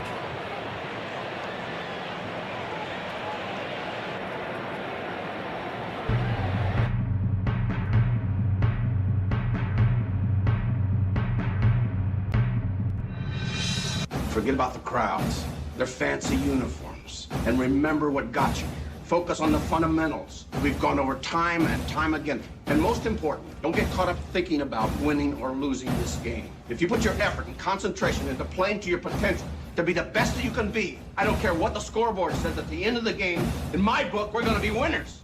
Okay? Let's go! Let's go! Let me hear it! One game. Tonight, we stay with them and we shut them down because we can. Tonight, we are the greatest team in the world. And you were meant to be here tonight. This is your time. Their time is done. It's over. I'm sick and tired of hearing about what a great team. Screw them. This is your time. Now go out there and take it.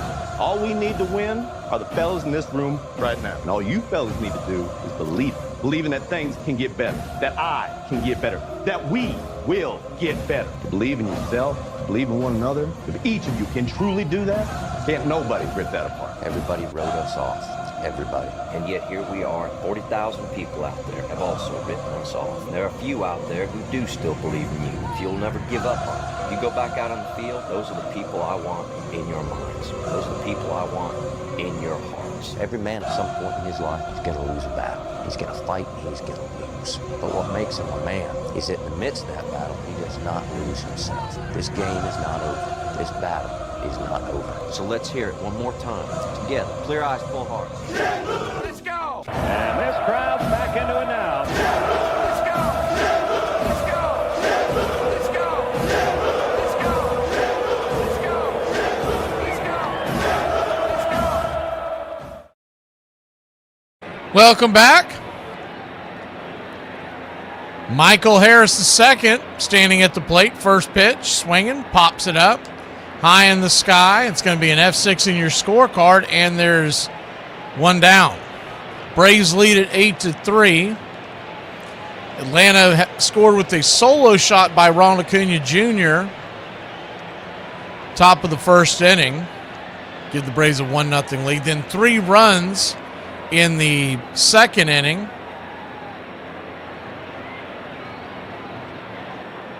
The Braves led 4-0 as the four-seam fastball, 99 miles an hour, outer edge. Right there for a strike, it's 0-1. Cincinnati then added 2 in the fourth and 1 in the fifth, and it was 4-3 heading to the sixth. The 0-1 pitch, swing, whistles it back to the backstop, and it's 0-2. And then Yaz doubled in Dominic Smith. Mateo singled in Riley. And Harris singled in Mateo and the Yaz. The 0-2. Outside wide, 1-2. So a 1-2 count. Matt Olson 2 for 4 on the day. The 1-2 pitch. Swing. Did he go around? He did, strike 3.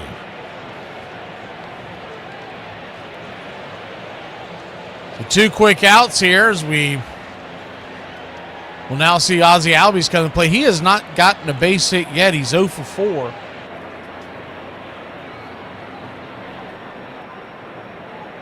Three flyouts and a strikeout. Open stance from the left side. First pitch swinging by Ozzie. Fouls it back. 99 up and on the hands. It's 1-1. Maxwell's at 12 pitches for the game.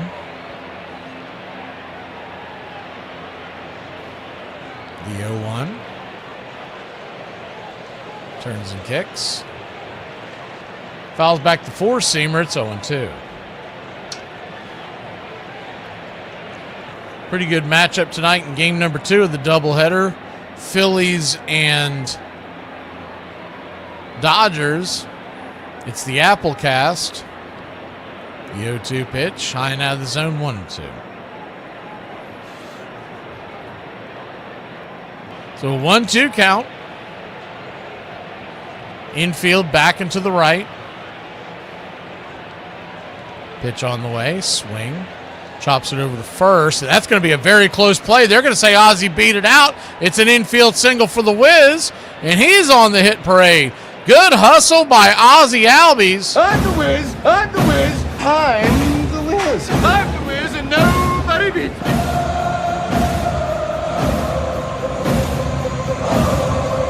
He just beat it out. Call it about an eighth of a step.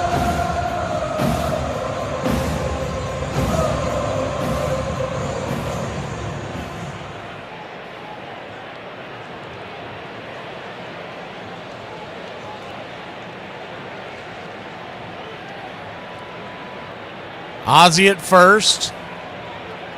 1 for 5 now. And Dominic Smith, who's 2 for 4, standing at the plate. He's got 2 singles and 2 runs scored. Braves 8, Reds 3. Top of the 9th inning.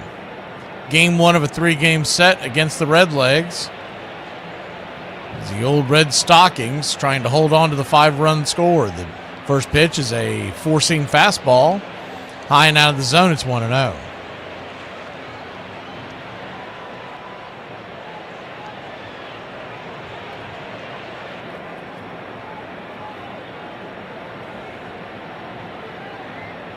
The 1-0, swing. Fouls the 4-seamer down and out of the crowd. Left field side, 1-1. 1-1 count.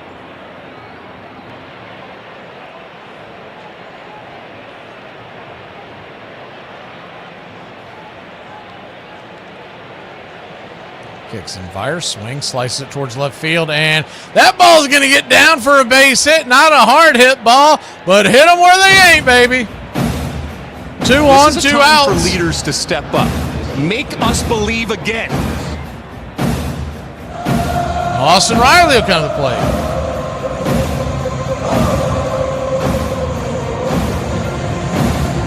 Welcome to the United States of you just got nominated.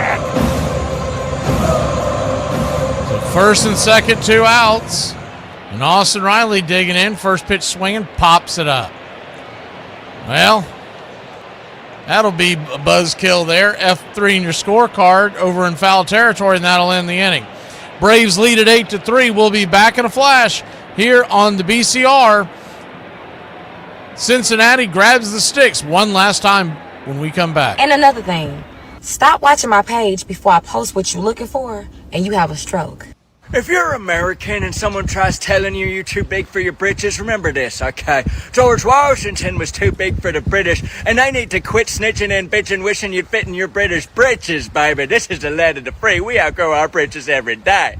December 2nd, abolitionist John Brown was hanged for treason and murder after his failed raid on Harper's Ferry in 1859. Harriet Beecher Stowe's Uncle Tom's Cabin had already stirred Northern consciences about slavery, and Brown's actions turned moral outrage into calls for action. A fervent abolitionist, Brown believed slavery was a moral sin that required violent resistance. In the 1850s, he gained notoriety in Bleeding, Kansas, leading violent raids to oppose pro-slavery forces. In October 1859, Brown attempted to seize the federal arsenal at Harper's Ferry, Virginia, aiming to arm enslaved people for a massive rebellion. His plan failed and he was captured by U.S. Marines led by Robert E. Lee. After a swift trial, Brown was convicted and executed. To the north, he became a martyr for freedom. The South was horrified that Northerners celebrated him, but learned 3 things from the raid. Their slaves did not rise up, rich and poor white Southerners were united in defense, and the federal government would protect slavery. Their conclusion, the South must maintain control over the federal government and the presidency. Hey, I got a quick question for all my barbers out there. What are y'all doing differently nowadays for a single haircut to cost $75? While McGee had been providing the offense, Joaquin Andujar had made sure the Brewers didn't get anything going, pitching a 3-hit shutout into the 7th inning. 5-0. The Cardinals are out in front of Milwaukee. We're in the bottom of the 7th inning. Right off his knee, and he's hurt. Andujar is hurt. Andujar is riding in pain on the grass. You know, we made fun of him about that. You know, he was flopping around like a fish on the bank. And the first thing he says when we got him up, he said, "Call my mom and tell him I'm okay. I'm okay."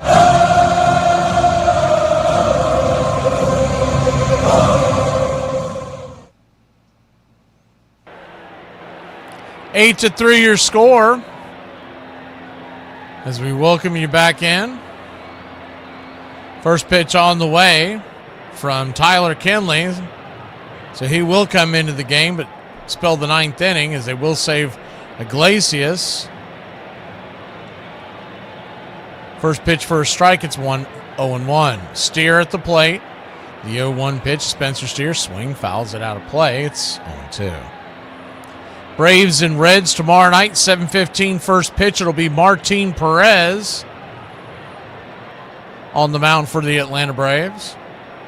And then a 1:40 first pitch on Sunday. Then the Braves have a day off on Monday and back to work on Tuesday. We come home to face the Blue Jays and the Pirates next week. The 0-2. Slider called it from the outer track for a strike, and strike 3 called. Steer didn't like it. I mean, that pitch is very far out of the zone. A little surprised he didn't challenge it. I mean, they've got 2 challenges left. Maybe he's not aware of that. But we'll take it.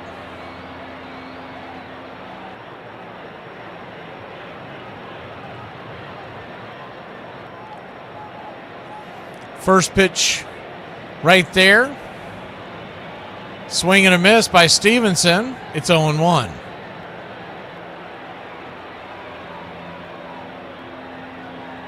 The 0-1.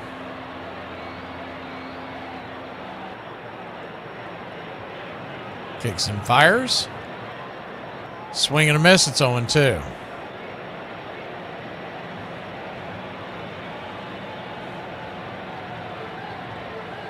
Oh-2 count.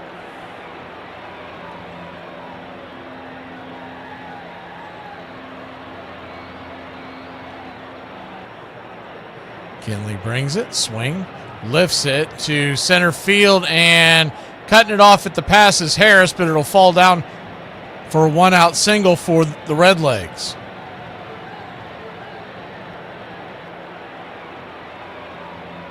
And that'll bring Will Benson to the plate.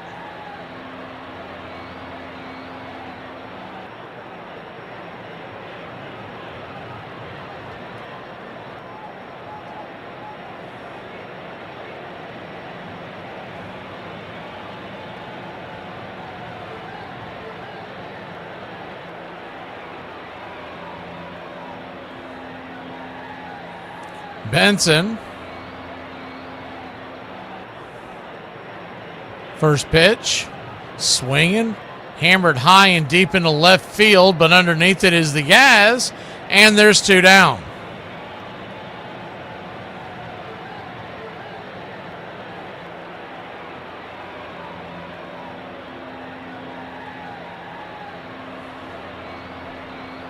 Two down and 1 on, and Dunn back to the top of the order. He's 0 for 4 on the day with a line out, a strikeout, 2 strikeouts, and a fly out. First pitch on the way is a slider right there on the outer cut. It's 0-1. The 0-1. We'll take a little break between this game and next game. We'll come on the air about 10 o'clock on the Dodgers-Phillies. The 0-1 pitch, swing, lifts that one high and deep into left field. Corralling underneath it, making the catch is Mike Yastrzemski, and Braves win. Braves win. Your Atlanta Braves win. Here's what you should know about winning before you chase it. Winning's not loyal to you. It doesn't care about you. Winning doesn't care how sore you are. Winning doesn't care how much sleep you get. Winning doesn't care how hard you work at times. Why chase this thing called winning? Because the only thing that's guaranteed in life, if you don't chase it, is losing. Who wanted the chicken cross the road? He stepped out of range, got hit by a tree. He ain't no chicken no more. No. Whiskey for my men, beer for my horses. Atlanta Braves win this one 8-3, and they start the trip here in Cincinnati off on a good step as we take game 1, game 2 tomorrow night. 6:45 will come on the air. 7:15 is first pitch. Martin Perez. Sunday will come on the air 1:40 first pitch. We'll see at the top of the hour for Phillies Dodgers, the Applecast. If you don't have Apple, you might want to jump in and join us. Should be a pretty good ballgame. Good pitching matchup.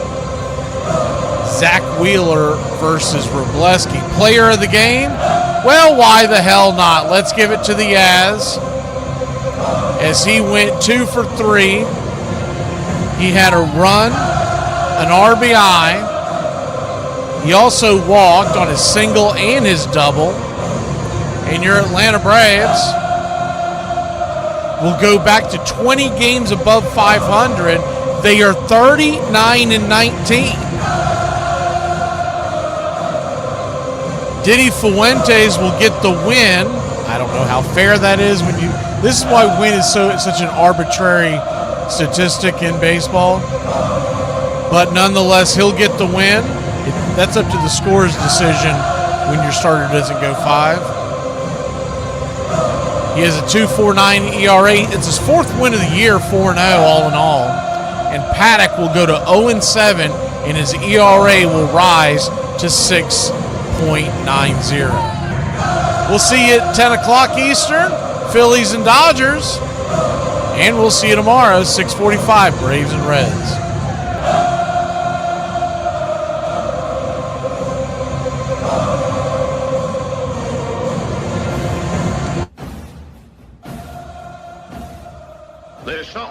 There's something kind of about a kid that's never played baseball. It is the American game.